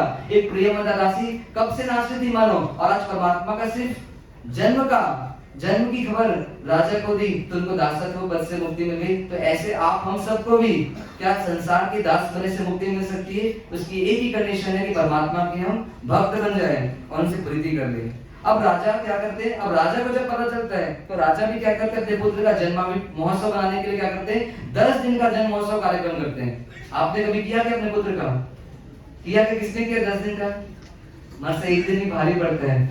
तो देखो सिद्धार्थ राजा 10 दिन का महोत्सव कर रहे हैं, क्या करते हैं, तो कैदियों को छुड़ाते हैं। मतलब जितने भी कैदी थे उन्होंने जो भी गुनाह किया है, पर अब क्या करो भैया, छोड़ दो क्योंकि मेरा पुत्र आ गया है। और नृत्य गान, अलग अलग चौक में क्या होते हैं, नृत्यों की टोली, नाटकों की टोली, ऐसे गाने वाले बजाने वाले पूरे क्या कर रहे हैं, हर चौक में उन्होंने बिठा दिए, तोरण बांध दिए गए, दिए से क्या करें, सब चौक प्रकाशवान हो गए। और उसके अलावा जो कर्जदार थे उनको कर्ज से मुक्त कर दिया गया। 10 दिन के लिए सबको ये घोषणा कर दी गई कि आप बाजार से कुछ नहीं लेंगे, सारा जो सिद्धार्थ के दानशाला है वहां से फ्री ऑफ कॉस्ट क्या मिलेगा, आपको सब सामग्री मिलेगी, चाहे आहार की वस्तु हो, चाहे वस्त्र हो, चाहे आभूषण हो, चाहे बर्तन हो, चाहे कोई भी सामान हो, आपको सिद्धार्थ की दानशाला से ही लेना है। ऐसी घोषणा होती है क्योंकि राजा का पुत्र हुआ है तो 10 दिन का महोत्सव चल रहा है, इस तरीके से घोषणा होती है। अब क्या संदेश दे रहे हैं यहाँ पे कि ऐसे धार्मिक कार्य क्यों कर रहे राजा, मानो वहां पे बता रहे हैं कि जो धर्म का चक्रवर्ती बनेगा वो आ चुका है, तो क्या करूं, मैं धर्म के कार्य करूं, मतलब सबको सुखी करूं। वो पुत्र तो मुझे ही सुखी कर रहा है, इस संसार को सुखी करेगा, तो मैं क्या करूं, उसके आगमन से मानो इस पृथ्वी को, इस राजगृह, इस नगरी को, इस क्षत्रियपूर्ण ग्राम को क्या करूं, सुखी बना दूं। तो आप हम सब यहाँ पे संदेश ले कि हमारे जब बच्चों का जन्म दिवस आए, हमारा बच्चा भले तीर्थंकर नहीं बन रहा है, पर ऐसे जन्म दिवस के अवसर पर हम क्या करें, तो हमारे कोई घर में या दुकान में हमारा नौकर कर्जदार है, हमारा भले 5,000 10,000 रुपए का कर्जदार है, तो क्या करें, उसके कर्ज को माफ करने की कोशिश करें। अरे जब होटल जाते तो 2, 3, 4,000 का नुकसान करके आ जाते हैं, चूरा करके आ जाते हैं। तो ऐसे अवसर में किसी के कर्ज से, उसको थोड़े बहुत कर्ज से क्या करो, उसको मुक्त कर दो और उसको रिलैक्स कर दो। ऐसा एक प्रयास हम अपने घर में, अपने जीवन में कर सकते हैं। और क्या कर सकते हैं, तो कहते हैं जब भी अच्छे अवसर आए घर पे, हमारे घर में किसी का जन्म दिवस आए, किसी का कुछ अच्छा दिन आए, किसी के स्वर्गवास का दिन आए, तो उसे क्या करो, अपने जो कौटुंबिक है, मतलब हमारे जगह जो काम करते हैं, ऐसे नौकर चाकर जिसको हम बोलते हैं, जो हमारे को हेल्प करते हैं, उनको क्या करो, उनको जो सैलरी दे रहे हो उसके अलावा क्या करो, उनको बाहर से कुछ ना कुछ भेंट जरूर दो। हम सिद्धार्थ राजा के जैसे पुण्यवान तो नहीं है, पर कुछ ना कुछ भेंट, 1 किलो मिठाई, 500 ग्राम मिठाई, ऐसा कुछ ना कुछ भेंट करके उनके जीवन में क्या करो, खुशियां लाओ, अपने खुशियों को क्या करो, प्रसारित करो। मानो ऐसा संदेश आप हम सबको ये कल्पसूत्र जी दे रहे हैं। अब क्या होती है, ऐसा 10 दिन महोत्सव चलता है। महोत्सव में उनके जाति जन, गोत्री जन, उनके स्वजन, परिजन, बहुत सारे पूरे परिवार वाले एकत्रित होते हैं। और 13वें दिन क्या होता है, नामकरण की प्रक्रिया होती है। जैसा कि पूर्व में उन्होंने सोचा था कि हमारे घर में क्या हो रहा है, सब वृद्धि को प्राप्त कर रहे हैं। किसान आकर के बोल रहे कि जब से आपके घर में शिशु गर्भ में आया है, मानो खेत क्या हो रहे हैं, रात दिन फल फला रहे हैं, मानो धरती सोना उगल रही है। ऐसे मानो हमारे खेतों में फल जितनी मात्रा में पिछले साल होते थे उससे ज्यादा मात्रा इस साल हो रही है। गाय क्या करी, दूध ज्यादा में ज्यादा दे रही है। हमारे क्षेत्र का विस्तार हो रहा है, जो हमारे पड़ोसी राजा थे वो सब हमारे अधीन हो रहे हैं, मानो मित्रता का व्यवहार बढ़ते जा रहा है। ऐसी सब जगह सब चीजें बढ़ोतरी बढ़ोतरी बढ़ोतरी हो रही है। तो ऐसा सोच करके नाम सिद्धार्थ राजा क्या रखते हैं, तो वर्धमान कुमार रखते हैं। वर्धमान मतलब बढ़ता हुआ, वृद्धि को प्राप्त होता हुआ, ऐसा नाम उनके परिवार के द्वारा दिया जाता है। शास्त्रकार भगवान यहाँ पे वर्धमान कुमार के जो 2 अन्य नाम और रखे गए उनके जीवन को देख करके उसका भी यहाँ पे विवेचन कर रहे हैं। परमात्मा के 2 अन्य नाम कौन कौन से थे, तो कहते हैं पहला नाम परमात्मा का था, परमात्मा का पहला नाम, चूंकि वो क्या करेंगे, क्षमा देने में श्रमशील रहेंगे। मतलब कोई भी जीवों से बैर नहीं करेंगे, क्रोध नहीं करेंगे, और हमेशा क्या करेंगे, क्षमा का दान देंगे। और राग द्वेष को जीतने में तपस्या करेंगे, मतलब श्रम करेंगे। इसलिए उनका पहला नाम क्या रखा गया, श्रवण। इसलिए बोलते श्रवण भगवंत महावीर स्वामी की जय। ऐसा श्रवण नाम ही परमात्मा का फेमस हुआ। और दूसरा नाम जो देवताओं ने दिया वो क्यों दिया, तो जिस प्रकार अभी आगे वर्णन आएगा उनका, उससे जानेंगे कि उनको एक नाम महावीर मिला। वो महावीर नाम क्यों मिल रहा, उसको भी हम अब जानेंगे कुछ समय के बाद। अब परमात्मा बड़े होने लगते हैं, कहते हैं बचपन से ही परमात्मा की आत्मा, कोई भी तीर्थंकर इस विश्व में सबसे सुंदर होते हैं। परमात्मा की सुंदरता का वर्णन यहाँ पे कर रहे हैं कि कैसे होते हैं तीर्थंकर। तो कहते हैं इस दुनिया में सबसे सुंदर कौन होते हैं? तीर्थंकर होते हैं। उनसे कम सुंदर कौन होते हैं? तो कहते हैं गंधर्व होते हैं। उनसे कम सुंदर कौन होते हैं? तो 14 कोड़धारी। उसके बाद कौन? उसके बाद आहारक शरीर वाले ऐसे जो अप्रमत्त मुनिराज हैं, उनकी सुंदरता सबसे ज्यादा होती है। फिर अनुत्तर विमानवासी देव, उसके बाद 9 ग्रेड के जो देव है वो, उसके बाद भुवनपति वैमानिक देव जो होते वो, और उसके बाद चक्रवर्ती, और उसके बाद वासुदेव, उसके बाद बलदेव, और उसके बाद जो नॉर्मल राजा होते वो। इस प्रकार से हमें वर्णन करें कि इस दुनिया में सबसे सुंदर शरीर किसी को मिलता है तो कहते हैं तीर्थंकर को सबसे पहले मिलता है। उसके बाद जो कोई सुंदर होते हैं पूरे विश्व में तो कहते हैं गंधर्व भगवान होते हैं। इस तरीके से उनका शरीर सुंदर रहता है। कहते हैं जन्म से जो बाल रहते हैं वो इतने सुंदर रहते हैं कि बालों को ही देख देख कर लोग पागल हो जाते हैं। उनके होठ हमेशा गुलाबी रहते हैं। परम औदारिक वर्णना से उनका शरीर बनता है। कहते हैं उनके शरीर में पसीना नहीं आता और उनकी चमड़ी धवल रहती है, ना काली और ना एकदम गोरी, धवल रहती, मतलब एकदम चमकता हुआ शरीर रहता है, मानो कांति युक्त शरीर रहते हैं। और उनके शरीर के जो अवयव रहते हैं वो इतने सुंदर रहते हैं, उनकी साइज या उनका पूरा जो आकृति है वो इतनी सुंदर रहती है कि लोग देखते हैं तो देखते रह जाए, ऐसी उनको आकृति मिलती है। अब यहाँ पर परमात्मा जब 8 वर्ष के होते हैं तो उनके जीवन में एक घटना घटती है। परमात्मा जब बड़े होने लगते हैं तो परमात्मा चूंकि गृहस्थ जीवन में है तो अपने दोस्तों के साथ खेलना तो होता ही है। और एक बार परमात्मा 8 वर्ष की उम्र में दोस्तों के साथ यूं ही खेल रहे थे तो नगर के बाहर जहाँ पे पीपल का वृक्ष था वहां पे सब लड़के जो परमात्मा के दोस्त थे वो सब इकट्ठे होते हैं और एक गेम खेलते हैं, जिस गेम में क्या होता है एक पीपल का वृक्ष रहता है और एक जगह से उनको दौड़ लगानी रहती है। 2 लड़के एक साथ दौड़ेंगे, जो लड़का प्रथम आएगा मतलब जीतेगा वो उस लड़के की पीठ में बैठेगा और उसको वहां तक वापस जाना है जहां से दौड़ लगाई थी। इस प्रकार से गेम चलता था। तो इस खेल रहे थे और इधर क्या करते हैं, इधर जो सौधर्मेंद्र रहते हैं वो परमात्मा को रोज देखते ही रहते हैं, मानो रोज की उनकी मूवी चलती रहती है कि आज क्या चल रहा है भगवान के जीवन में, वो ऊपर से देखते रहते हैं। तो ऐसे उनके जीवन को देखते हुए कि वो जब खेल रहे थे वो हमेशा जीतते थे तो वहां पे वो तारीफ करते हैं। कौन? सौधर्मेंद्र। किसकी? भगवान महावीर की। कि देखो ये ऐसे जीव है, हम देवी देवता भले कितने लब्धिवान है, कितनी हमारे पास शक्तियां हैं, पर फिर भी इस महावीर के सामने, इस 8 साल के बालक के सामने हम कुछ भी नहीं है। ऐसा मानो वो क्या कर रहे हैं, पूरे देवी देवताओं को हम बता रहे हैं। पर हमें से कोई ऐसा देव था वहां पे जो कैसा था? ऋषालु था, जो क्या बोलते हैं सौधर्मेंद्र को बोलते ही नहीं पर महसूस करता है। वो क्या बोलते हैं कि सौधर्मेंद्र मानो पागल हो गए हैं, क्या देवी देवता के सामने कोई मनुष्य की औकात है कि उनके आगे उनका बल हो? इनको मैं अभी बताता हूँ। और इनकी जो गलत फहमी है कि महावीर बलवान है, इसको मैं क्या करता हूँ, इस गलत फहमी को दूर करता हूँ। और ऐसे ईर्ष्या से ग्रस्त होकर के वो कहाँ आते हैं, तो वो देव नीचे आते हैं और क्या करते हैं परमात्मा के साथ उनको हराने के लिए, मानो ग्रुप में क्या होते हैं अपने आप एक लड़का के रूप में जाकर के उनका दोस्त बना करके वहां पर आते हैं और उनके साथ खेलना चालू करते हैं। परमात्मा तो अवधि ज्ञानी थे, परमात्मा लेकिन अवधि ज्ञान को उससे उपयोग नहीं कर रहे हैं। देवता जो बाल रूप में आए अभी शिशु रूप में आए और इधर महावीर, ये दोनों की रेस होती है। महावीर जीतते हैं और क्या करते हैं, पेड़ पर चढ़ जाते हैं। इधर अब जब पेड़ में चढ़ करके जीत गए तो क्या होता है, इस देवता को पीठ में बैठाना होता है और जैसे ही वो लड़का उनको पीठ में बैठाता है वो देवता अपने असली रूप में आते हैं और अपना रूप क्या होता है बढ़ाते जाते हैं और आकाश मार्ग की तरफ बढ़ते हैं, मानो उन महावीर को डराने के लिए। इधर सारे बच्चे थे वो क्या होता है डर जाते हैं कि अरे ये कौन आ गया, कोई राक्षस आ गया, कोई दानव आ गया, ऐसा करके सोचते हैं। और क्या करते हैं, वापस अपने अपने घर की तरफ जाते हैं और उधर सिद्धार्थ राजा को खबर करते हैं कि महावीर को, वर्धमान कुमार को क्या हो गई है, वर्धमान कुमार को एक राक्षस ने पकड़ लिया है। मानो अब उनको क्या कर रहे हैं, आकाश मार्ग की तरफ ले जा रहे हैं और मानो वापस पूरा गांव क्या होता है महावीर को देखने के लिए, उस वर्धमान कुमार को देखने के लिए उमड़ पड़ता है। और जब तक वो ऊपर जाता है वो राक्षस उनको लेकर के, महावीर समझ जाते हैं अवधि ज्ञान से कि देवता है और आए हैं यहाँ पर, और एक मुष्टि क्या करते हैं उसके कंधे पर मारते हैं, वो देवता धराशायी हो जाता है, गिर जाता है, मानो धरती पे आ जाता है और अपना रूप वापस ओरिजिनल लेकर आता है। और समझ जाते हैं कि वास्तव में सौधर्मेंद्र ने सही कहा था कि ये कोई आम इंसान नहीं है, ये कोई विशिष्ट आत्मा है। और उस टाइम क्या होता है, उनकी जो शंका होती है उनको दूर होता है और मानो उस समय उस देव को क्या होता है, समय दर्शन की प्राप्ति होती है, व्यवहार से समय दर्शन मिलता है। एक सच्ची श्रद्धा आती है महावीर के ऊपर कि वास्तव में ये आत्मा कोई शुद्ध बुद्ध मुक्त बनने वाली आत्मा है। और इस तरीके से वहां पर देवी देवता उनका नाम क्या रखते हैं, ये महावीर है, वास्तव में वीरों में वीर है, महावीर है, ऐसे नाम की घोषणा देवी देवता करते हैं। तो ये तीसरा नाम वर्धमान कुमार, प्रथम नाम फिर श्रवण और फिर तीसरा नाम महावीर, ऐसा 3 नाम उनको मिलता है। अब परमात्मा की जीवन आगे बढ़ता है।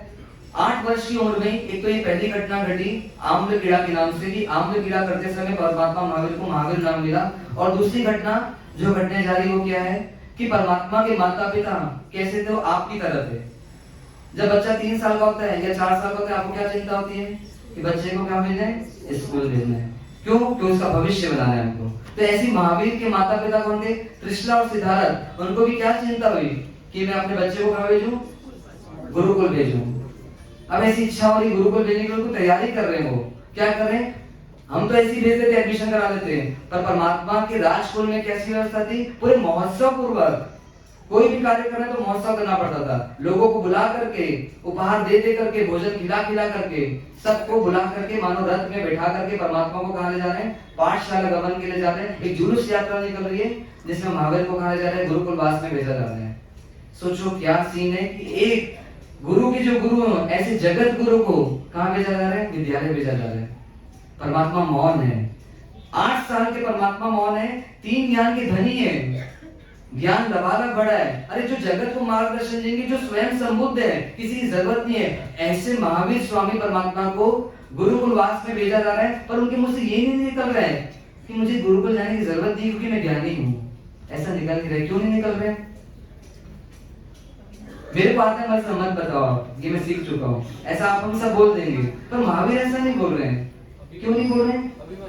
अभिमान नहीं है। अभिमान क्यों नहीं है? क्योंकि भगवान तो अपनी आत्म साधना मानो जन्म से चालू कर दिए। उनको आत्मा में इतना आनंद आ रहा है कि बाहर क्या हो रहा है, मानो उसके सिर्फ वो दृष्टा बनते जा रहे हैं। माता पिता को जो करना है मोह से करो। मोहवश माता पिता ये देख नहीं पा रहे हैं। किसको देख नहीं पा रहे हैं? उस भगवत स्वरूप को देख नहीं पा रहे हैं, भगवान को नहीं देख पा रहे हैं, और पुत्र के प्रति अपना कर्तव्य निभाना चाहते हैं। पर कैसे? विनय से, विनम्रता से और विवेक से। वो कैसे? लबालब भरे कि मानो विनय भी कैसा है, एकदम लबालब है, और इधर लघुता भी कैसी लबालब है। माता पिता के सामने बोलने की इच्छा नहीं हो रही है कि माता पिता मुझे स्कूल जाने की जरूरत नहीं है। आपका बेटा कभी ऐसा बोले तो आप क्या बोलोगे कि उनको स्कूल जाने की जरूरत नहीं है, जाना पड़ेगा। पर महावीर बोल ही नहीं रहे ऐसा। इधर इंद्र को पता चलता है तो भी कैसा अनर्थ होने जा रहा है। अरे महावीर को स्कूल भेजा जा रहे हैं, महावीर जो भावी के सर्वज्ञ बनने वाले हैं, जो 3 काल 3 लोग को एक समय में जानेंगे, ऐसे तीर्थंकर की आत्मा को कोई पढ़ा सकता है क्या? कोई पढ़ा सकता है क्या? आप हम सब पढ़ा सकते हैं क्योंकि हम ढेर होशियार हैं। ढेर होशियार है ना? नहीं ढेर होशियार। अगर ढेर होशियार नहीं होते ना तो आज तक महावीर की मान लेते। माने नहीं इसका मतलब हम ढेर होशियार हैं, क्योंकि हमको लगता है हम उनसे ज्यादा होशियार हैं। तो सोचो महावीर को पढ़ाने से वो वापस आते हैं। वो कितने पागल है भगवान के पीछे। जितने बार आप नहीं गए ना उनके पास, उतने बार तो वो ऊपर से नीचे आ जाते हैं। हर थोड़े थोड़े दिन इंद्र क्या आते हैं, भगवान के पास आ जाते हैं, मानो बहाना ही ढूंढते रहते भगवान के पास आने का। अब जाओ तो जाओ कैसे, इनका शंका का निवारण करो तो करो कैसे? महावीर को विद्यालय में ले आया गया है, महावीर को बिठा दिया गया है। महावीर नीचे बैठे हैं और शिक्षक कहाँ बैठे हैं? ऊपर बैठे हैं। मानो उच्चासने का दोष लग रहा है। अभी गुरु के सामने ऊपर बैठ सकते हैं क्या? तो बनने वाले महावीर के सामने कोई कैसे ऊंचे बैठ सकता है? पर शिक्षक को ऊपर बैठाया गया है और महावीर नीचे बैठे आम बच्चों के साथ। वो इंद्र आते हैं अपना वेश बदल करके, और वेश बदल करके क्या बोलते हैं? सोचते कि इनकी शंका का निवारण तो करना ही पड़ेगा, क्योंकि महावीर तो कुछ बोलेंगे नहीं, क्योंकि वो तो मौन है। मौन क्यों? क्योंकि अंदर के आनंद में लीन है। पर मेरी सामने मेरे परमात्मा की आशातना हो, ये मुझे बर्दाश्त नहीं होगा। तो एक क्वेश्चन करते हैं, और किससे करते हैं? तो शिक्षक से करते हैं, जो वो पढ़ाने वाले रहते हैं। वो क्वेश्चन कहाँ का रहता है? तो कहते हैं भाषा विज्ञान का क्वेश्चन रहता है। और क्वेश्चन ऐसा रहता है, वो ब्राह्मण के रूप में आते हैं, इंद्र अपना वेश बदल करके आते हैं, कि वो शिक्षक जवाब नहीं दे पाते। फिर बच्चों से पूछते हैं, बच्चे भी कुछ बोल नहीं पाते हैं। और फिर सब जो लोग वहां रहते हैं उनसे बोल करके पूछते हैं कि क्या मैं ये वर्धमान कुमार से ये प्रश्न पूछूं? तो सब बोलते हैं, ये तो आज स्कूल आया है, इसका तो पहला दिन है, ये क्या बताएगा? इसको तो 1 का अक्षर का ज्ञान नहीं, इसने तो एबीसीडी भी नहीं पढ़ी है, इससे क्या पूछ रहे हो? जो चीज हमारे शिक्षक नहीं बता पा रहे हैं, वो ये क्या बताएंगे? बता पाएंगे क्या? तो बोलते हैं आपकी अगर आज्ञा हो तो मैं इनसे पूछूं। इतने मीठे से बोलते हैं वो इंद्र कि सब बोलते ठीक है पूछ के देख लो। और जब परमात्मा से पूछना चालू करते हैं तो कहते हैं घंटे 2 घंटे वो चर्चा चलती है और एक पूरा जैनेन्द्र व्याकरण की रचना हो जाती है। मानो इतने सारे प्रश्न करते हैं और परमात्मा सरल तरीके से एकदम स्पष्ट तरीके से परमात्मा उन सभी प्रश्नों का जवाब देते हैं। और वहां पे उन शिक्षक को और माता पिता को पता चल जाता है कि मानो इस आत्मा को तो ज्ञान लबालब है, इस आत्मा तो ज्ञान की जरूरत ही नहीं है, हम फालतू इसको लेकर आए। तो वापस क्या करते हैं, उठाओ बैग, बस्ता, टिफिन बॉक्स, वाटर बैग और कहां चलो, वापस घर चलो। महावीर जैसे उदासीन भाव से आए थे वापस उदासीन भाव से जा रहे हैं। ना कोई मान आ रहा है उनको कि मैं ज्ञानी हूं, ऐसी घोषणा हो चुकी है। ऐसी वीतरागता बनने की तैयारी कैसी होती है, सोचो इतनी कषायों को जीतना पड़ेगा तब जाकर के कोई जीव महावीर बनता है। आज हम सबको अगर भगवान बनना है तो वास्तव में इतना आसान नहीं है, कषायों को इतनी मंद करना है। और ये कषाय मंद होती कैसे, कहते आत्मा का आनंद इतना बढ़ता है अंदर में कि इन कषायों की वो चिंता नहीं होती। इसलिए उस जगत जननी महावीर को आज पहचान लेते लोग कि वास्तव में ये ज्ञानी है, इनको ज्ञान की जरूरत नहीं, तो ज्ञान के आलय है मानो, इनको ज्ञान के लिए हम फालतू लेकर आए। हे त्रिलोकीनाथ आपकी आशात्मा ही हमसे, मानो ऐसे उनसे क्षमा याचना करके सब उनको वापस घर की ओर ले जाते हैं। और इस तरीके से उनका ये जो गुरुकुल वास्ता वो शुरुआत ही नहीं होता, क्योंकि वो गुरुकुल की उनको जरूरत नहीं रहती और इस तरीके से उनकी जीवन आगे बढ़ता है। यहाँ पर परमात्मा तीर्थंकरों का बौद्धिक बल क्या होता है, बौद्धिक बल में मिछावेगम जो उनका शारीरिक बल होता है वो कैसा रहता है, वो यहाँ पर बताया जा रहा है कि 10 अष्टापद नाम का एक पशु होता है। 10 लाख अष्टापद इक्वल टू एक बलदेव की जितना बल। 2 बलदेव का बल कितने के बराबर है, एक वासुदेव का जितना बल रहता है। और 2 वासुदेव मिलकर के एक चक्रवर्ती के बल जितने रहते हैं। और 10 लाख चक्रवर्ती मिल जाए तो कहते हैं सामान्य देव का जितना बल रहता है उतना 10 लाख चक्रवर्ती का बल रहता है। और 10 लाख सामान्य देव मिलकर के एक इंद्र के जितना बल को पाते हैं। और अनंत इंद्र भी मिल जाए तो कहते हैं तीर्थंकर के अंगूठे के बराबर उनके पास बल नहीं रहता। ऐसा तीर्थंकरों का बल, शारीरिक बल, यहाँ पर शास्त्रकार भगवान बता रहे कि इतने बल के धनी रहते कौन, हमारे तीर्थंकर बनने वाली आत्मा। अब परमात्मा जब बड़े होते हैं तो क्या होता है, आगे जाकर के क्या पढ़ाई लिखाई खत्म हो जाती है, क्या करते हो आप, बच्चों का शादी करना है। जो काम आप किए, जो अपना बिगाड़ा आप किए, वही बिगाड़ा आप किसका करना चाहते हो, अपने बच्चों का। बेटा मैं भी फंसा हूं, अब तू भी फंस, ऐसा उसको बोलते हैं। तो अब वैसी माता पिता जो रागी हैं, किसके, पुत्र के, मानो पुत्र के तो रागी हैं पर पुत्र की बहू को भी देखना चाहते हैं। मानो तेरे को मैं दूल्हा बनकर देखना चाहती हूँ, मैं अपनी बहू को देखना चाहती हूँ। ऐसी वो तृष्णा माता बार बार अपने पुत्र से क्या करती, निवेदन करती है कि तुझे क्या करना पड़ेगा, शादी करनी पड़ेगी और हमको हमारी बहू के दर्शन कराने पड़ेंगे। माँ जानती है, माँ क्या बोलती, बेटा मैं तेरी विरक्ति को जानती हूँ कि तेरा संसार में कहीं मन नहीं लगता, तू कहीं ना कहीं संसार से छोटा जाता है। और वर्धमान कुमार भी बार बार ये माँ से बोलती कि माँ मेरी क्षमता भी सीमित है, मैं असीम क्षमता में जीना चाहता हूँ, मैं पूर्ण अहिंसा में जीना चाहता हूँ, मुझे इस राजमहल में मेरा मन नहीं लगता, मुझे तो कहाँ जाना है, मुझे तो खुले गगन में उड़ना है, पर तू मुझे क्यों इस विवाह के बंधन में बांधना चाह रही हो। पर माँ क्या बोलती, बेटा हमारा राग इतना जबरदस्त है कि हम चाह करके भी तुझे क्या कर पाएंगे, छोड़ नहीं पाएंगे, इसलिए तुझे तो हमको विवाह का जो तेरा दृश्य है, तेरे विवाह को हम देखना चाहते हैं। यहाँ परमात्मा दूसरी बार अपनी कुर्बानी देते हैं। पहली कुर्बानी परमात्मा ने कब दी थी, अपने वैराग्य को मानो दबा कर रखा है, अंदर से तो पूर्ण वैरागी है पर बाहर से वो मानो निकल नहीं पा रहे हैं। परमात्मा ने निर्णय किया था कि माता पिता के देते दीक्षा नहीं लूंगा, पर अब यहाँ दूसरा ऑब्लिगेशन परमात्मा को दिया जा रहा है। एक यशोदा नाम की लड़की से, मतलब यशोदा नाम की राजकुमारी से परमात्मा को विवाह के लिए फोर्स किया जा रहा है। और यहाँ वापस परमात्मा बंधन में आ रहे हैं, क्योंकि अब ना जाने एक बंधन जब माता पिता का छूटेगा और ये दूसरा बंधन उनको दीक्षा के लिए रोक मत दे। पर फिर भी परमात्मा वैरागी थे अंदर से तो मानो उदासीन दशा चल रही है, पर बाहर से माता पिता का मोह जबरदस्त है, आज्ञा नहीं मिलेगी, इसलिए परमात्मा बाहर से मानो मौन स्वीकृति देते हैं विवाह करने की। और उनकी राजकुमारी यशोदा के साथ क्या होता है, उनका विवाह होता है। यहाँ पर परमात्मा अपने लक्ष्य को मानो देख रहे हैं, पर लक्ष्य में कितने अंदर में बीच में रुकावट आ रही है, उसको भी साथ साथ देख रहे हैं कि ना जाने वो दिन कब आएगा जब मैं महानिष्क्रमण करूंगा, इस संसार का त्याग करूंगा। और इस तरीके से उनका यशोदा से विवाह होता है। और जब परमात्मा 30 साल के होते हैं, लगभग 28 वर्ष के होते हैं, उनके पिता का क्या होता है, मृत्यु के पूर्व बुढ़ापे में तबीयत बीमारी के हिसाब से उनका क्या होता है, मृत्यु होती है। और पिता कहाँ जाते हैं, बाहर के देवलोक में जाते हैं। और माता भी कुछ समय के बाद उनका यह संसार से जाना होता है और वो चौथे देवलोक में जाती है। इस तरीके से दोनों माता पिता लगभग परमात्मा जब 28 वर्ष के रहते हैं तब परमात्मा का कि माता पिता का देवलोक गमन हो जाता है। उधर नंदिनी राजा तो थे, वो बहुत दुखी थे माता पिता के जाने से। सारी प्रजा दुखी थी क्योंकि बहुत प्रजा वत्सल थे, बहुत प्रेमी थे, कौन, कृष्णा रानी और सिद्धार्थ। पर परमात्मा को शोक नहीं हुआ। क्यों नहीं हुआ शोक? माता पिता के मोह से तो रुके थे परमात्मा। कहीं ना कहीं परमात्मा को भी राग आ गया था माँ बाप का, इसलिए तो घर में रुके थे। पर माता पिता के जाने से परमात्मा की आंखों में आंसू नहीं आए। क्यों नहीं आए, कोई बताएगा? समझने दशा, एक भगवान बनने वाली आत्मा की दशा कैसी रहती है। क्यों नहीं है भगवान को रोना? यशोदा भी रोई है। कहते उस यशोदा ने माता त्रिशला की अंतिम समय में 5-7 साल खूब सेवा की। इतनी सेवा की कि अपने पूरे जीवन को झोंक दिया, महावीर को भी भूल गई उसने। ऐसी सेवा उसने की थी, ऐसा शास्त्र आचरण सूत्र में फरमाते हैं। तो परमात्मा महावीर को रोना क्यों नहीं आया, शोक क्यों नहीं हुआ, संताप क्यों नहीं हुआ माता पिता के जाने से? क्योंकि अब दीक्षा निकट आ रही, ऐसा नहीं था। परमात्मा ये सत्य जानते हैं। तो माता पिता जो जा रहे तो आंसू क्यों नहीं आ रहे भगवान को? क्यों नहीं आ रहे आंसू? क्योंकि परमात्मा ये जानते हैं कि वास्तव में मेरे माता पिता नहीं है।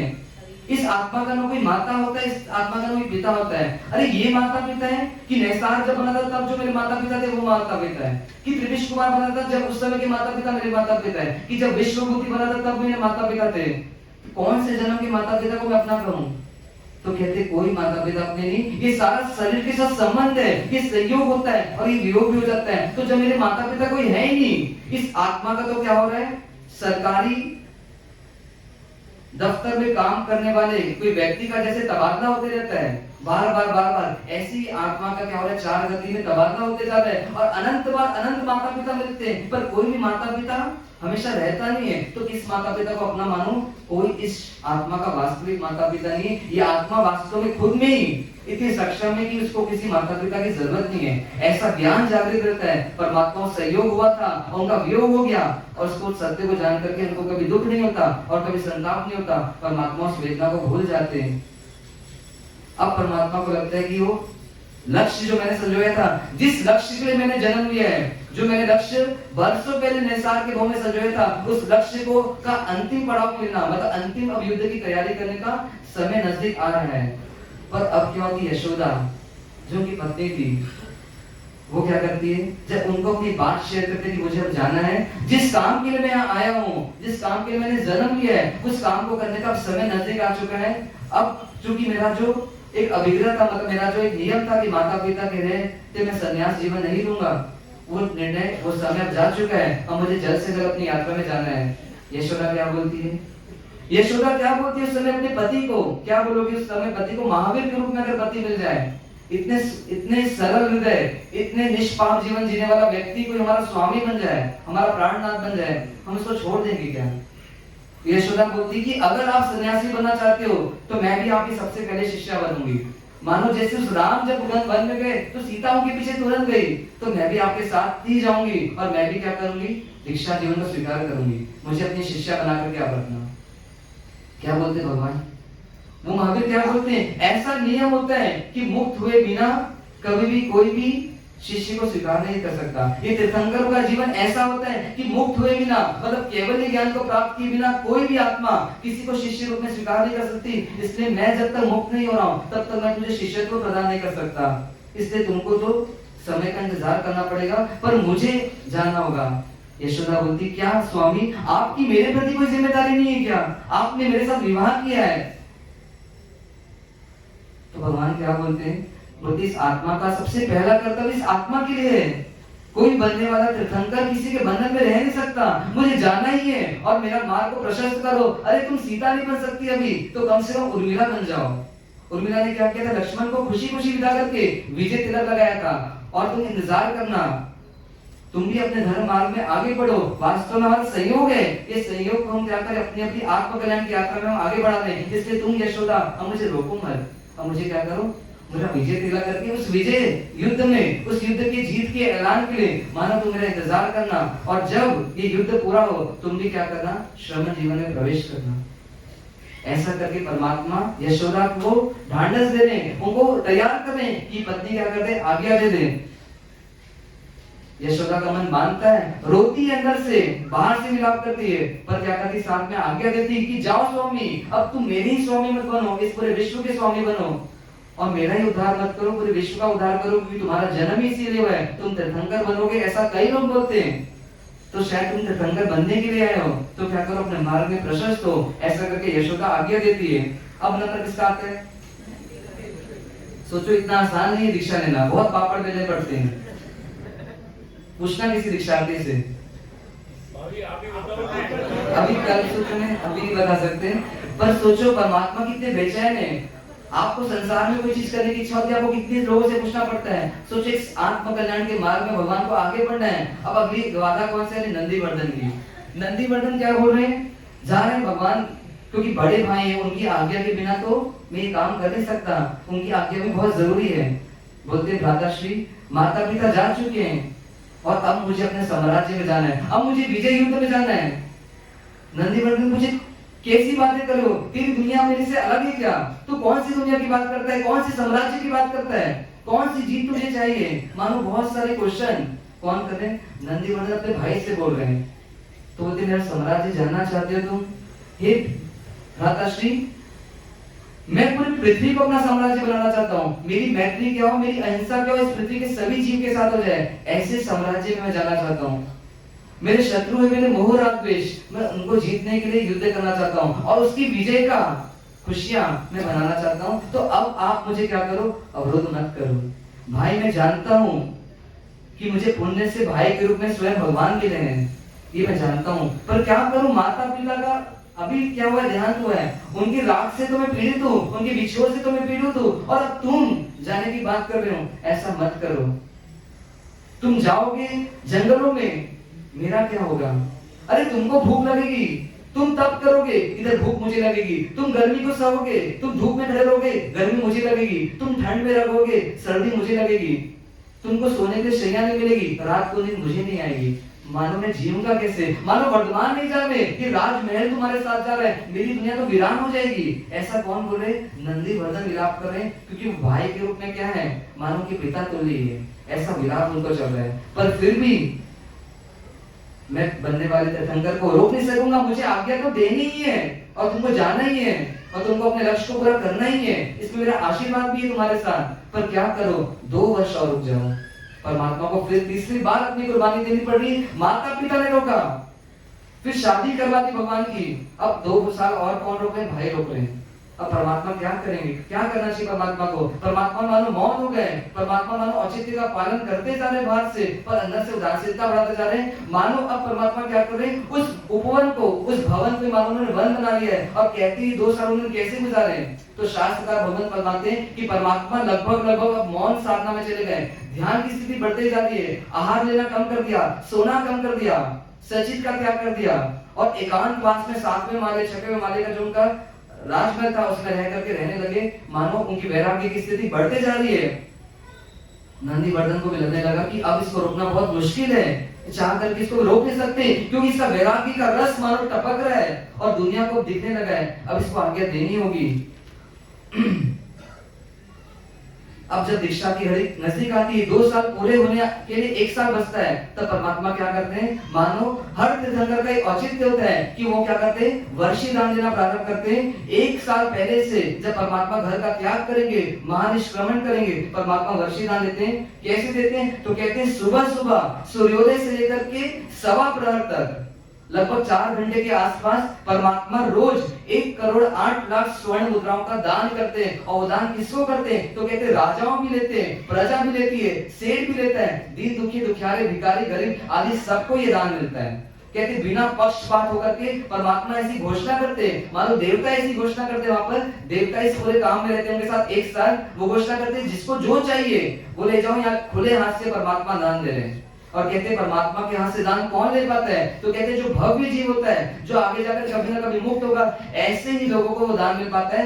अभव्य जीव कभी भी परमात्मा के हाथ से कभी दान ले नहीं पाता। इसलिए कभी भी यहाँ पे संघ में पूजा होती है, दान दिया जाता है, 10 रुपए का नोट दिया जाता है, बांटा जाता है संत पूजा में, हमको लेना चाहिए, भले उसके बाद में उसका उपयोग जीव दया आदि किसी में भी कर ले, क्योंकि ना जाने इतनी आत्माओं में कौन सी आत्मा कोई समय में तीर्थंकर बने, अगर उसके हाथ से हम अगर दान ले रहे हैं तो ये निश्चित होता है कहीं ना कहीं हम भवी जीव हैं, इसलिए दान कभी मिले, मतलब संत पूजा आदि मिले तो उसको ले करके फिर भले आप उसका उपयोग कोई अच्छी जगह कर लो, पर एक बार लेकर के उस दान को सार्थक करना चाहिए। और ऐसे वस्त्रों का, आभूषण का, भोजन का क्या करते हैं, परमात्मा 1 साल तक निरंतर दान करते रहते हैं। कहते हैं इतनी सुंदर व्यवस्था रहती है कि देवता दीन दुखी को उनके घर से लेकर के परमात्मा तक लाते हैं, दान दिलवाते हैं और उसको वापस पुनः छोड़े जाते हैं। मानो ऐसी एकदम सुंदर व्यवस्था बारातियों की भी ऐसी व्यवस्था नहीं होती जैसी व्यवस्था वर्षीदान के समय परमात्मा के शासन में होती है।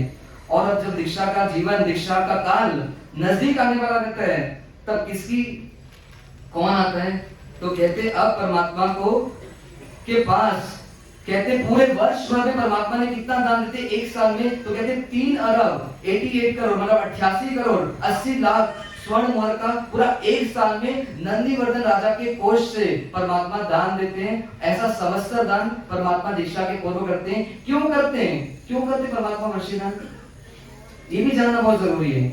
परमात्मा को लगता है ये मेरी बीमारी है, इस परिग्रह के राग में तो पूरे संसार में मुझे टिका रखा है, ये मेरी बीमारी है, तो क्या करो उस बीमारी को निकालो, और आप जैसे जीवों को जरूरत लग रही है तो ले लो भैया, मुझे तो ये कचरा चाहिए नहीं, मैं तो उसको घर से निकालना ही चाहता हूँ, और जिसको जो जरूरत है ले जाओ। ऐसे निर्लिप्त भाव से वापस को चाहिए, ऐसे कोई भाव नहीं परमात्मा के, क्योंकि परमात्मा अपने आत्म साम्राज्य में जाना चाहते हैं और ऐसे करके दान दे रहे हैं। अब जब दीक्षा का जीवन नजदीक आने वाला है, दीक्षा काल, परमात्मा की दीक्षा कब होती है, तो ऐसे परमात्मा की दीक्षा वास्तविक दीक्षा होती है, मतलब भाव दीक्षा होती है, जब परमात्मा का 6वां गुणस्थान आने वाला रहता है, चौथे के बाद सीधा 6वां गुणस्थान आता है। ऐसे समय को नजदीक जान करके लोकांतिक देव, ये कौन होते हैं लोकांतिक देव, किसी को पता है लोकांतिक देव कौन है? अब वो यहाँ पे एंट्री ले मारो, अब उनकी फिल्म आने वाली है कि परमात्मा की दीक्षा घड़ी को नजदीक जान करके ये लोकांतिक देव कहाँ आते हैं, पृथ्वी पर आते हैं, परमात्मा को जागृत करते हैं। ये लोकांतिक देव कौन होते हैं, तो कहते हैं 5वां देव लोग है, उसमें 3 प्रतर है और उसमें ऐसे 9 विमान बने हुए हैं, उसमें ये लोकांतिक देव वास करते हैं। कहते हैं ये 1, 2, 3 भाव के अंदर अपने संसार का अंत करेंगे, लोक का अंत करेंगे, इसलिए उनको लोकांतिक देव बोला। ये नियम से समय दृष्टि होते हैं और ये आगे जाकर के परमात्मा स्वरूप को प्राप्त करने वाले ऐसे भव्य जीव होते हैं। ये परमात्मा को जागृत करने के लिए आ रहे हैं। क्या भावना लेकर आ रहे हैं कि हे परमात्मा अब क्या करो, जागृत हो जाओ। किसके लिए जागृत हो जाओ? मानो गाना गाते हुए आ रहे परमात्मा के पास, उनको जागृत करने के लिए। कौन सा गाना गा रहे हैं, तो अपन गाते बोले फील करना, अपन वहां पर खड़े हैं, परमात्मा मानो अपने राज धर्म में और वो लोकांतिक देव आ रहे परमात्मा के पास। क्या गा रहे हो, मानो ऊंचा है जीवन, ऊंचा है जतन, ऊंची है शान संयम तेरी, चरणों में झुके राजा भी तेरे, पावन कार्य है महिमा तेरी, ये मार्ग मंगलकारी, तेरा जोड़ धरा पर कोई नहीं, संयम के बराबर कोई नहीं, संयम के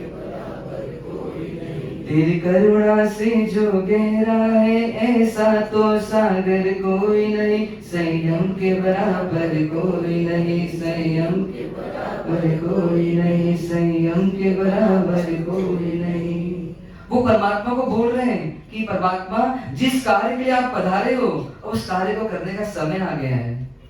मानो परमात्मा को क्या कर रहे हैं, नींद से उठा रहे हैं। परमात्मा जागे हुए कि सोए हुए हैं? अरे परमात्मा तो जागृत ही है, परमात्मा तो मानो दीक्षा जीवन को जीना प्रारंभ कर चुके हैं, पर वो आतुर है परमात्मा को देखने के लिए, उस दीक्षा के जीवन को देखने के लिए, क्योंकि उनको भी वो काम करने आने वाले 1-2 भाव में, तो वो पूरी प्रवचन को देखना चाहते हैं। इसलिए परमात्मा को बोल रहे कि अब देरी ना करो मेरे स्वामी, अब वो समय आ गया है कि अब महानिष्क्रमण करो, इस संसार का त्याग करो और आप केवल लक्ष्मी को जल्द से जल्द भरो, क्योंकि अब हम सब आकुल हैं, बहुत हुआ इंतजार, अब हम देख नहीं सकते। अब आप क्या करो, संयम के लिए प्रस्थान करो, क्योंकि संयम कैसा है, तो कैसी संयम के बराबर इस दुनिया में कोई तत्व नहीं है, और आप संयम के नेता हो। तो आप जैसे नेता को हम देख सके, इसलिए वो घड़ी वो पल अब नजदीक आ गया है। मानो परमात्मा को ऐसा लोकाचार वश, एक व्यवहार के वश ये आकर के विनती करते हैं कि परमात्मा अब जल्द से जल्द क्या करो, दीक्षा स्वीकार करो। परमात्मा का दीक्षा का जीवन नजदीक आता है। नंदीवर्धन मानते हैं घर में एक तरफ खुशियां हैं कि उनके राजघराने का एक युवक परमात्मा रूपी पद ऐसे संन्यास रूप को धारण करने वाला है, पर एक तरफ ये यशोदा पाश जो काका जी है उनके और ऐसे नंदीवर्धन आदि सब दुखी भी हैं, क्योंकि एक तरफ उनको विरह भी सहना है, क्योंकि महावीर से उनकी दुनिया थी, वर्धमान कुमार से उनके राज की शोभा थी। अभी वर्धमान चले जाएंगे तो किससे बातें करेंगे, कौन हमारे समाधान करेगा, किससे हम हंसेंगे, किससे हम बोलेंगे, ऐसा विरह भी है उनको। कहते जब महावीर के साथ संवाद होता था उनका, तो महावीर किस रूप में मिलते थे, कभी वो सामाजिकता के आदर्श रखते थे, कभी वो अध्यात्म के आदर्श रखते थे, कभी पारिवारिक जीवन कैसे जीना, ये सब का ज्ञान भी वो महावीर उनको दिया करते थे। तो अब ये ज्ञान उनको कौन देगा, तुम महावीर चले जाओगे तो मानो हमारी दुनिया भी चली गई, ऐसा सोच भी रहे, पर इधर आज्ञा भी दे रहे हैं और दीक्षा की तैयारी प्रारंभ हो रही है। परमात्मा की दीक्षा की तैयारी में नगर सजाए जा रहे हैं, ध्वजाएं, पताकाएं, मतलब झंडे आदि, तोरण आदि सजाए जा रहे हैं, पूरी नगरी को नव वधु के जैसा सजाया जा रहा है, क्योंकि बहुत सुंदर ये घटना घटने वाली है। नंदीवर्धन राजा क्या करते हैं, एक पालकी का निर्माण करते हैं। पालकी मतलब रथ यात्रा जिसमें महावीर घर से निकलेंगे दीक्षा के लिए, उस पालकी का निर्माण करते हैं। और इधर जो सौदर मित्र हैं उनको भी लगता है मेरे प्रभु दीक्षा ले रहे हैं, तो क्या करूं, मैं भी उनके लिए रथ बनाऊं। ऐसी एक इंद्र भी रथ की रचना करते हैं और इधर नंदीवर्धन ने भी एक रथ की रचना की। अब रथ हो गए 2 और दीक्षा लेने वाला कितना है, 1 है। उनके साथ कोई है नहीं। आप हम सबको पूछ रहे भगवान कि भैया पालकी 2 है, कोई साथ में चलता है क्या, क्या बोल दिया, हमने बोले कि हाथ छोड़ दिया भगवान, अभी तो नहीं, अभी तुमको घर का बहुत काम करना है, झाड़ू पोछा सब बचा है, जब हो जाएगा सब फिर आऊंगा आपकी बात दीक्षा में। ये बोले हमको बहुत पैसे गिनने अभी, तो कोई भगवान को हानि कर रहा है। परमात्मा देख रहे 2 रथ तैयार हुए, 2 पालकी बनी हुई है। इधर क्या हो रहा है, देवता शिव समुद्र का नीर लेकर आए, भगवान का 1008 कलशों से अभिषेक हो रहा है, उनका अंतिम स्नान किया जा रहा है। परमात्मा इसके बाद आजीवन स्नान का त्याग करने वाले ऐसी देवता उनको नहला रहे हैं, चंदन और सुगंधित द्रव्य लगाए जा रहे हैं, महावीर को आज सजाया जा रहा है, श्रृंगारित किया जा रहा है, इतना सुंदर सजा रहे हैं। महावीर तो ऐसे ही बहुत सुंदर है, पर फिर भी मोह क्या करो, इनको और सजाओ, इनको और लगाओ, क्या करो, इनको बाजूबंद पहनाओ, कुंडल पहनाओ, मुकुट लगाओ, मालाएं पहनाओ, सुंदर में सुंदर कपड़े पहनाओ, क्योंकि मेरे परमात्मा महानिष्क्रमण करने वाले। महानिष्क्रमण मतलब क्या होता है, घर का इस तरीके से त्याग करना कि पुनः घर में वापस लौटेंगे नहीं, मतलब संसार को इस तरीके से त्याग करने वाले कि वापस इस संसार की कीचड़ को देखेंगे तक नहीं, इस तरीके से ये महावीर निकलने वाले, इनको खूब सजा दो ताकि लोग इनको देखते रह जाए। महावीर तो उदासीन भाव से खड़े हैं, मानो महावीर को कुछ लग ही नहीं रहा है, जिसको जो करना है करो, मैं तो अपने आनंद में लीन हूं, क्योंकि मेरे को मस्ती कैसे लेनी इस आत्मा की ये मैं जान चुका हूं। एक तरफ संयम की चमक बढ़ती जा रही है और एक तरफ विरह की वेदना बढ़ रही, किनकी, नंदीवर्धन आदि की, पर फिर भी सब अपने भाई को विदा करने के लिए अच्छे में अच्छा कर रहे हैं। अब परमात्मा जब देखते हैं कि 2 रथ तैयार हुए हैं, परमात्मा क्या हो जाते हैं, एक बार चिंतित मतलब विचार करने लगते हैं, और जैसे ही विचारों को लगता है सौधर्म मित्र परमात्मा को देखते हैं कि महावीर को कुछ सोच में आ रहा है, अरे महावीर को सोचना पड़ रहा है, 2 रथ है, महावीर क्या सोचे मैं किसमें बैठूं, अगर सौधर्मेंद्र के रथ में बैठूंगा तो दुनिया क्या बोलेगी, देखो देखो इंद्र बहुत धनवान था ना, इसलिए महावीर ने उनका चयन किया, और अगर नंदीवर्धन के द्वारा बनाई हुई पालकी में बैठता हूं तो क्या देखो जा तो रहे घर से पर भाई का राम नहीं छूट रहा है, इसलिए भाई को प्रायोरिटी दे रहे हैं। ऐसे धर्म संकट में पड़ रहे महावीर, क्या करना चाहिए उनको, आप होते तो क्या करते हैं, अरे मेरे भाई का है ऐसे कैसे छोड़ दूं, ऐसे बोलते ना कि इंद्र के में बैठते हैं। सोचो सौधर्मेंद्र परमात्मा के सच्चे भक्त थे और उनकी शंका आई तो क्या करूं, उसका निवारण करूं, अपनी रब्दी का उपयोग करके दोनों पालकी को इस तरीके से जोड़ते कि दोनों पालकी का कुछ कुछ अंश आ जाता है और एक रथ तैयार हो जाता है। मानो यहाँ पे प्रेरणा दे रहे हैं हमको, जब भी ऐसी संग समाज में परिस्थिति बने, विघटन होने की 2 राय बने, तो क्या करो, उसको राय को सामंजस्य लाने में क्या करो, प्रयास करो, मतलब विचारों में भेद हो भी जाए कभी तुम्हारा, पर मन का भेद कभी ना हो, ऐसे करके एकता का प्रदर्शन किया और उन्हें नंदीवर्धन और खुद की पालकी को बनाई थी उसको जोड़ दिया, और अब परमात्मा आगे बढ़ रहे हैं। परमात्मा अकेले दीक्षा लेने के लिए आगे बढ़ रहे हैं। 7वें माले में मानव को तैयार किया था, अब एक एक माले मानव भगवान नीचे उतर रहे हैं और इस तरीके से निकल रहे हैं कि उनके जितने सब थे वो सब छूटते जा रहे हैं परमात्मा के। सभी स्नेही सभी स्वजन देख रहे हैं परमात्मा को, पर राजमहल से परमात्मा उतर रहे हैं और आगे आगे बढ़ते जा रहे हैं, पीछे मुड़कर नहीं देख रहे हैं। अभी दूसरी मंजिल, तीसरी मंजिल, एक एक मंजिल सब क्रॉस करते करते परमात्मा मानो कहाँ गए, अब नीचे आ गए हैं। परमात्मा इतने शांत हैं, सब लोगों को निहार रहे हैं, सब उनको ही देख रहे हैं, सम्मान दे रहे हैं, पर परमात्मा अंदर अपनी मस्ती में खोए हैं, क्योंकि परमात्मा को बाहर की चकाचौंध से कोई मतलब ही नहीं है। ये चकाचौंध तो वो लोग कर रहे जो कि रागी है, परमात्मा तो वैराग्य दशा में है। एक तरफ धाई माता खड़ी है, एक तरफ कुल की स्त्री खड़ी है, वृद्धा खड़ी है, यशोदा खड़ी है, कोई कलश लेके खड़ा है, कोई चमर डाल रहा है, कोई पंख डाल रहा है, कोई बधा रहे हैं उनको, और इस तरीके से सब अपना अपना कर्तव्य निभा रहे हैं। और परमात्मा मानो अब घर से आगे निकल रहे हैं, घर से प्रस्थान कर रहे हैं बाहर, और राजमहल के कहाँ के द्वार तक आ गए। कैसा दृश्य कि अभी सब परमात्मा श्रृंगारित है, कितना सुंदर श्रृंगार सजा हुआ है। पर श्रृंगार कितने समय का, कितने समय का? एक दीक्षा लेने वाला आता है सुबह सुबह तैयार होकर के, फिर कुछ समय में क्या होता है, सारा श्रृंगार उतर जाता है। तो मानो ऐसा दृश्य हो गया है। कल्पना करना, वर्धमान महावीर आ रहे हैं बाहर राजमहल के, श्रृंगारित है, नागरिक जन, नगर जन, बाहर से कई लोग आए हैं किनको देखने के लिए, परमात्मा को देखने के। परमात्मा का दृश्य कैसा होगा कि ऐसी इस विश्व के कितने सुंदर है, वो सबसे सुंदर व्यक्ति हैं और इतने श्रृंगारित हैं, फिर भी आज क्या करने वाले हैं, तो कहते हैं आज का सबका त्याग करने वाले हैं। कैसी दशा है, मानो एक गान चल रहा है वहां पे। कैसा गान चल रहा है, तो अपनी कल्पना में वहां पे जाना, उस दृश्य को निहारने की कल्पना करना कि कैसे ये वर्धमान स्वामी अब दीक्षा के लिए आगे प्रस्थान कर रहे हैं। कुछ ही पल में ये चोला उतर जाएगा, कुछ ही पल में ये चोला उतर जाएगा। सारा श्रृंगार हो, सारा श्रृंगार हो, सारा श्रृंगार तन से उतर जाएगा, उतर जाएगा। कुछ ही पल में ये चोला उतर जाएगा। वैराग्य के रंग में रंगने लगा, वैराग्य के रंग में रंगने लगा। भाई बहन का संग अब छूटने लगा, भाई बहन का संग अब छूटने लगा। मोह ममता का दामन सिमटने लगा, सिमटने लगा। कुछ ही पल में चोला बदल जाएगा।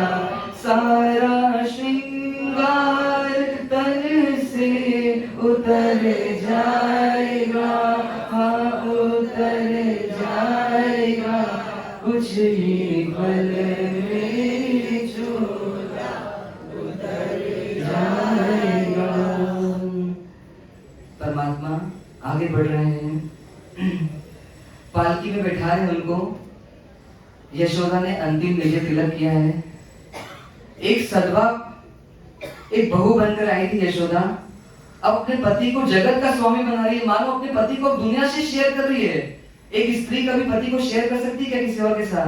मानो लोक कल्याण के लिए यशोदा ने परमात्मा का क्या किया है, शेयरिंग की दुनिया के साथ कि लो अब मेरे स्वामी का के माध्यम से आप सब भी क्या करो, अपना कल्याण कर लो। और ऐसे करके परमात्मा को विदा किया कि जाओ महावीर, जाओ नाथ, इस त्रिलोक के नाथ बनो, और विजय तिलक किया है।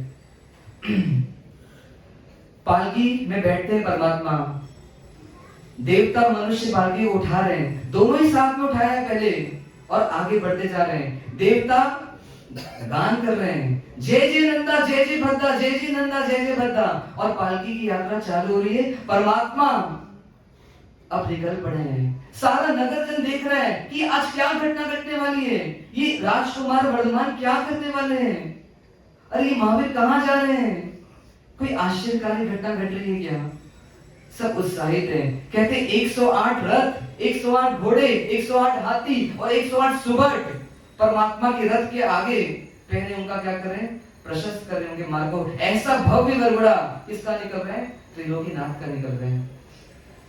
गली गली से लोग निकल रहे हैं किसको देखने के लिए, महावीर को। क्या महावीर पागल हो गए हैं? क्या महावीर आज संसार का त्याग करेंगे? अरे इस राजकुमार को जरूरत क्या है, क्या इनके घर में खुशियां नहीं है क्या? अरे यशोदा जैसी भार्या मिली, त्याग करने की जरूरत क्या है? ये क्यों जा रहे हैं? क्या इनको किसी भूत प्रेत ने इनकी आत्मा को ग्रस्त कर लिया है क्या? ऐसे विचार लोग दे रहे हैं अलग अलग।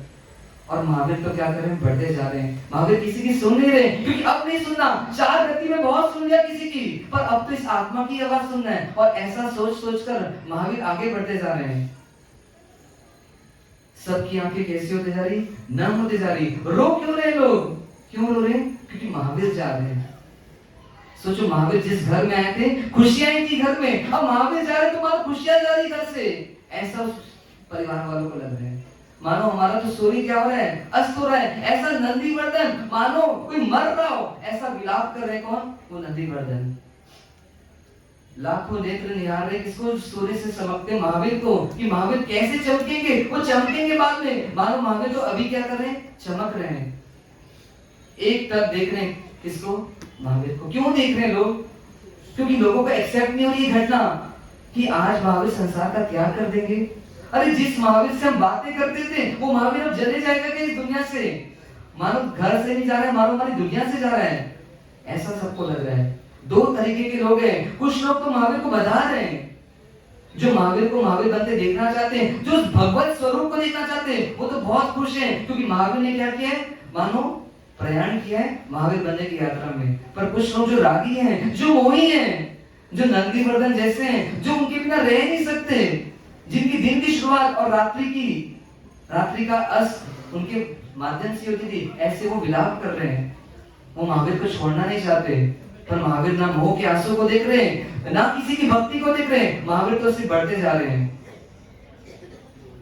क्यों बढ़ रहे हैं महावीर अकेले? कोई साथ में क्यों नहीं है? कोई रथ में बैठ क्यों नहीं रहा है?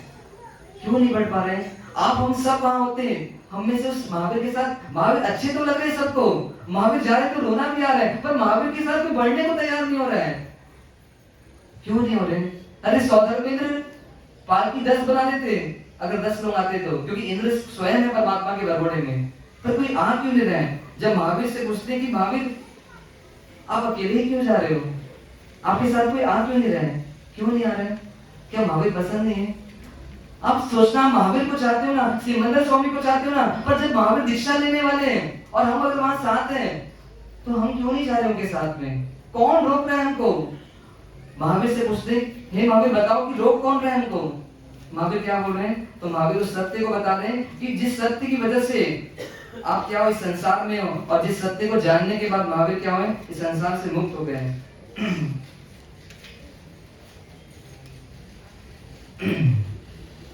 परमात्मा महावीर मानो हमको कह रहे हैं कि मैं क्यों अकेला जा रहा हूँ, और मेरे साथ ये स्नेही जन स्वजन जा क्यों नहीं रहे? उस दीक्षा के प्रसंग को अपने लिए सोचना कि भगवान हमसे क्या चाह रहे हैं उस समय, या किस बात को हमको बताना चाह रहे हैं। तो परमात्मा एक सत्य को बता रहे हैं कि क्या सत्य है जिसको तुम जान नहीं पा रहे हो।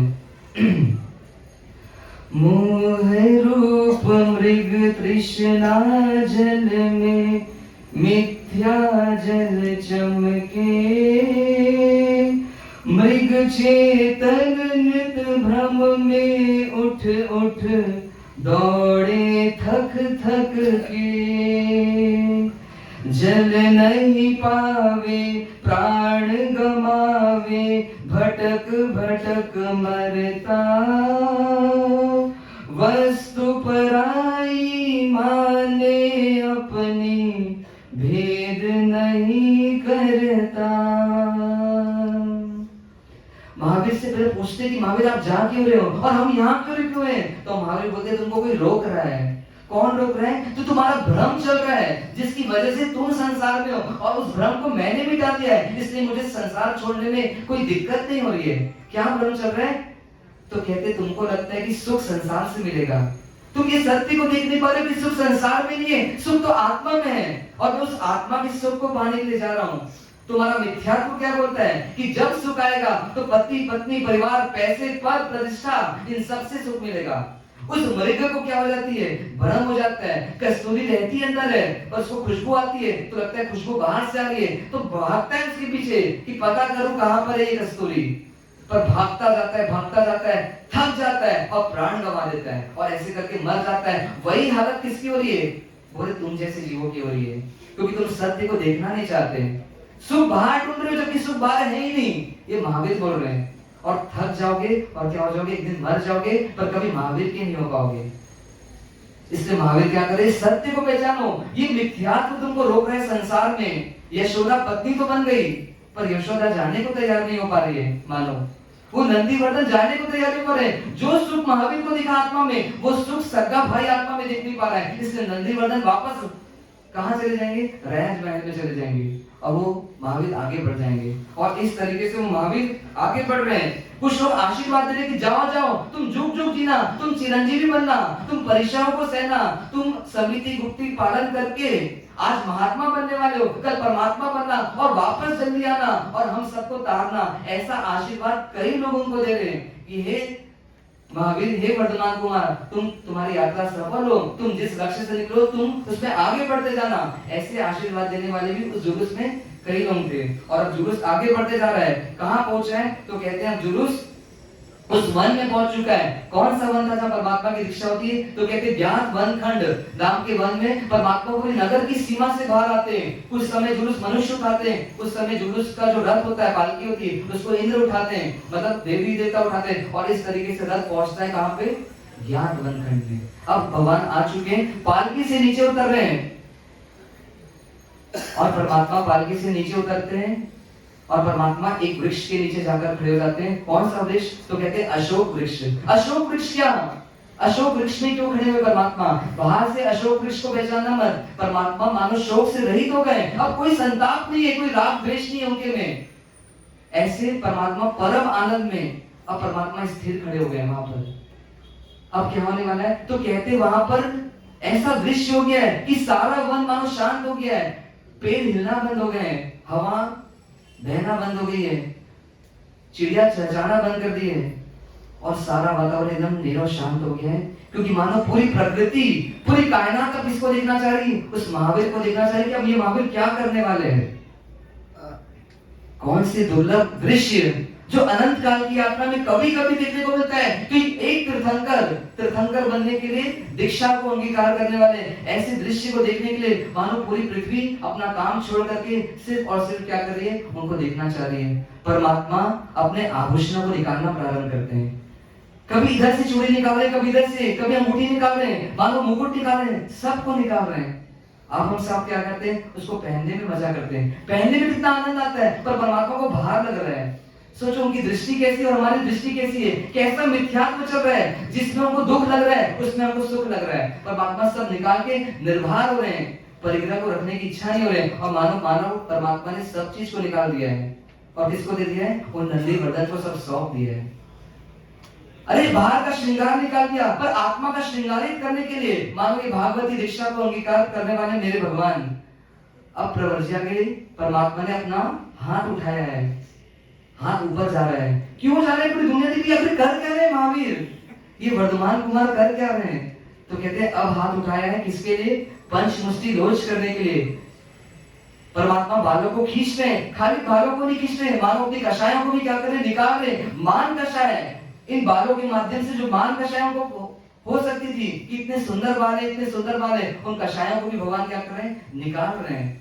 और उसको किसको सौंपते हैं, इंद्र उन बालों को ग्रहण करते हैं और क्षीर समुद्र में डुबाते हैं। परमात्मा अब 3 प्रदक्षिणा देते हैं और उन अनंत सिद्धों को याद करते हैं और ओम नमो सिद्धेभ्यः, ओम नमो सिद्धेभ्यः, ओम नमो सिद्धेभ्यः ऐसा 3 बार क्या करते हैं, गान करते, संगान करते। इधर देवों की दुंदुभी मानो गान चालू होता है, बनने वाले अरियंत स्वयं सिद्ध को याद कर रहे हैं और परमात्मा इसके बाद एक जबरदस्त काम करते हैं, मानो एक ऐलान करते हैं परमात्मा यहाँ से एक विश्व में एक सभी जीवों को मानो पूरे विश्व को 14 राष्ट्रों को ऐलान कर रहे हैं। किसका?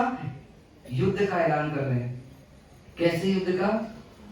जो युद्ध बाहर नहीं होगा, जो युद्ध अंदर से लड़ा जाएगा। मानो परमात्मा एक भीष्म प्रतिज्ञा लेने वाले हैं। वो प्रतिज्ञा कैसी रहेगी कि अब बाहर से कैसी भी परिस्थिति आ जाए, चाहे मुझे कोई सम्मान दे, चाहे अपमान दे, चाहे मुझे कोई प्रेम दे, चाहे प्रेम ना दे, चाहे मुझे कोई पसंद करे, चाहे पसंद ना करे, कोई मेरा हित करे, कोई मेरा हित ना करे, कैसी भी परिस्थिति आ जाए, पर मैं अब अंदर से कैसा रहूंगा? तो मैं निर्लिप्त रहूंगा, मैं पूर्ण समता भाव में रहने का अभ्यास करूंगा। ऐसी भीष्म प्रतिज्ञा परमात्मा एक सूत्र के माध्यम से करते हैं। लोग देखते रह जा रहे, ये क्या कर रहे महावीर? ऐसी समता में रहना क्या आसान है क्या? छोटी छोटी बात में हम गफलत में आ जाते हैं। ये जंगलों में कैसे रहेंगे जब पशु परेशान करेंगे और ये समता में रह जाएंगे? जब इनको खाने को नहीं मिलेगा और इनकी समता टिक जाएगी, जब इनको ठंड सताएगी, गर्मी सताएगी, जब रात को सोने के लिए जगह नहीं मिलेगी, तब ये क्या समता में रह पाएंगे?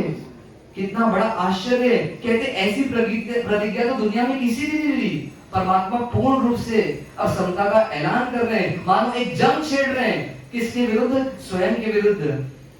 और अब एक प्रतिज्ञा लेते हैं। वो प्रतिज्ञा का क्या रहती है? तो करीबी सामयम सवम सावज्यम जोगम पचकामी जावत जीवाय आजीवन तीविहम तीवियनम मनेनन वाय कायनम न करेमि न कार्वेमि करंतंपि अमनु न समजनामि तस् पड़िकमामि निंदामि घरयामि अपाणम वसिरामि। ऐसा परमात्मा बोलते हैं। और वहां पे परमात्मा मानो आजीवन के लिए समभाव में आने के लिए समय की प्रतिज्ञा उचरते हैं। मानो उनका लक्ष्य बन चुका है। अब वो साधना का क्रम परमात्मा प्रारंभ कर देते हैं। और जब ऐसा देखते हैं तो धन्य धन्य परमात्मा, धन्य धन्य जिन शासन, इंद्र उद्घोषणा करते हैं कि ऐसी समता में हम कब जिएंगे? हम तो सिर्फ सम्यक दृष्टि है, परमात्मा ने तो कर दिखाया और समता में आने का अभ्यास कर लिया। नंदीवर्धन इधर रो रहे हैं कि ऐसी प्रतिज्ञा क्यों ली तुमने भाई?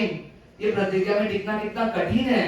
पर परमात्मा मानो अब नंदीवर्धन को भी नहीं सोच रहे। अब परमात्मा समता में लीन होने के बाद इंद्र क्या करते? देव दुष्य उनको अर्पण करते हैं। परमात्मा ने वस्त्रों को भी निकाल दिया था।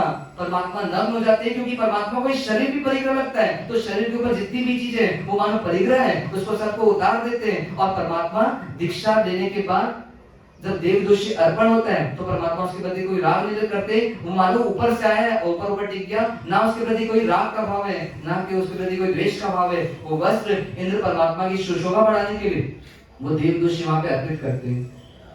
अब परमात्मा साधना मार्ग में के लिए अशोक वृक्ष से अपना पहला कदम, जहां पे परमात्मा ने करेंगी बनते उछला था, वहां से पहला कदम उठाते। मानो ये कदम इसलिए उठ रहे हैं कि अब ये कदम कब स्थिर होंगे?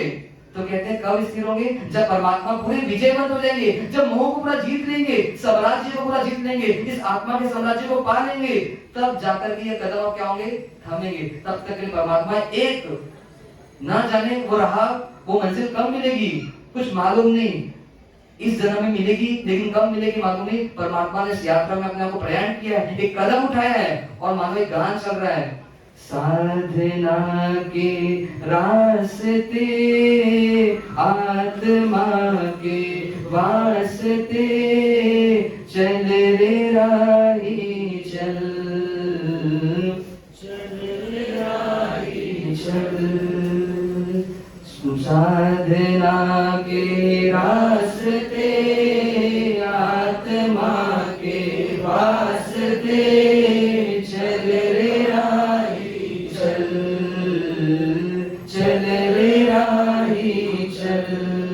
मुक्ति की मंजिल मिले, शांति के सरसिज खिले, चल रे राही चल, चल रे राही चल। शाम का समय हो चुका है, अंधेरा होने को है, सूर्य अस्ताचल की तरफ जा रहा है। परमात्मा अपना कदम बढ़ाते हुए आगे बढ़ रहे हैं। इधर सूर्य अस्त हो रहा है और इधर परमात्मा का जो आत्मा में रूपी सूर्य है, मानो उसका संसार अब में सूर्य हो रही है। संसार क्या तो अस्त हो रहा है, पर परमात्मा का उदय हो रहा है।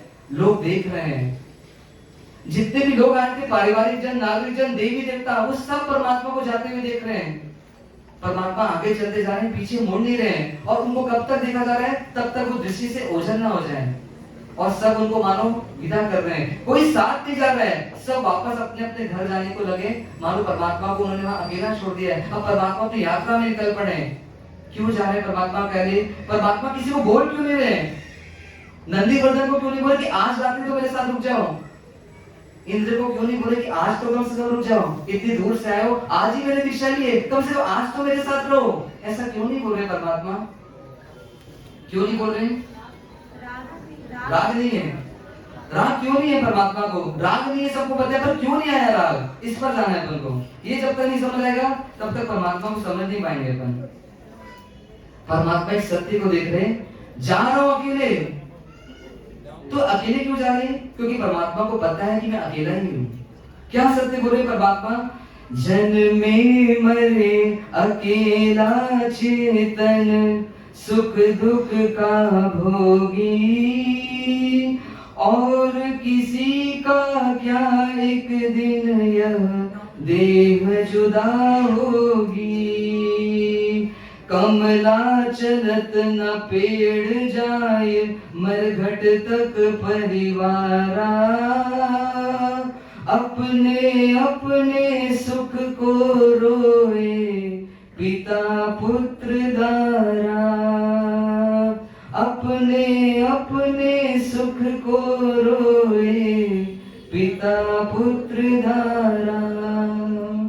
परमात्मा इस सत्य को देख रहे कि मैं अकेला ही हूं। अरे जब जन्मा था तो भी अकेला था, और जब जाऊंगा यहाँ से तो भी अकेला रहूंगा।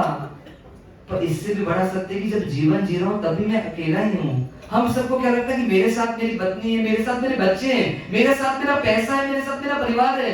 पर ये सब भ्रम है, कोई किसी के साथ नहीं है। वास्तव में ये जीव अकेला था और अकेला है, कोई उसके साथ नहीं है। इसलिए परमात्मा को किसी की दुहाई नहीं है कि कोई मेरे साथ आए।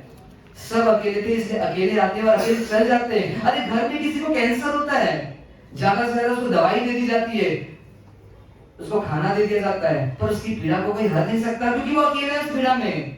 उसकी पीड़ा का कोई मालिक नहीं बन सकता। सब अपने अपने कर्म से उद्देश्य जी रहे, परिवार में आए एक साथ है, पर इसका मतलब ये नहीं कि जाएंगे भी एक साथ और एक ही जगह जाएंगे। क्योंकि आए अकेले थे तो जाएंगे भी अकेले, कोई किसी का साथी बन नहीं सकता। तो मैं क्या करूं? मैं अकेले ही रहूं और अपने साथ रहूं। इस दुनिया में कोई किसी को शरण देने वाला नहीं है, पर एक तत्व ऐसा है जो शरण भूत है। कौन है वो? महावीर के लिए वो तत्व कौन सा है जिसकी शरण में वो जा रहे हैं? हम तो महावीर की शरण में जाते हैं, पर महावीर किसकी शरण में जा रहे हैं? तो कहते हैं महावीर उस आत्मा की शरण में जा रहे हैं, क्योंकि वो आत्मा ही अनादिकाल से हमारे साथ है।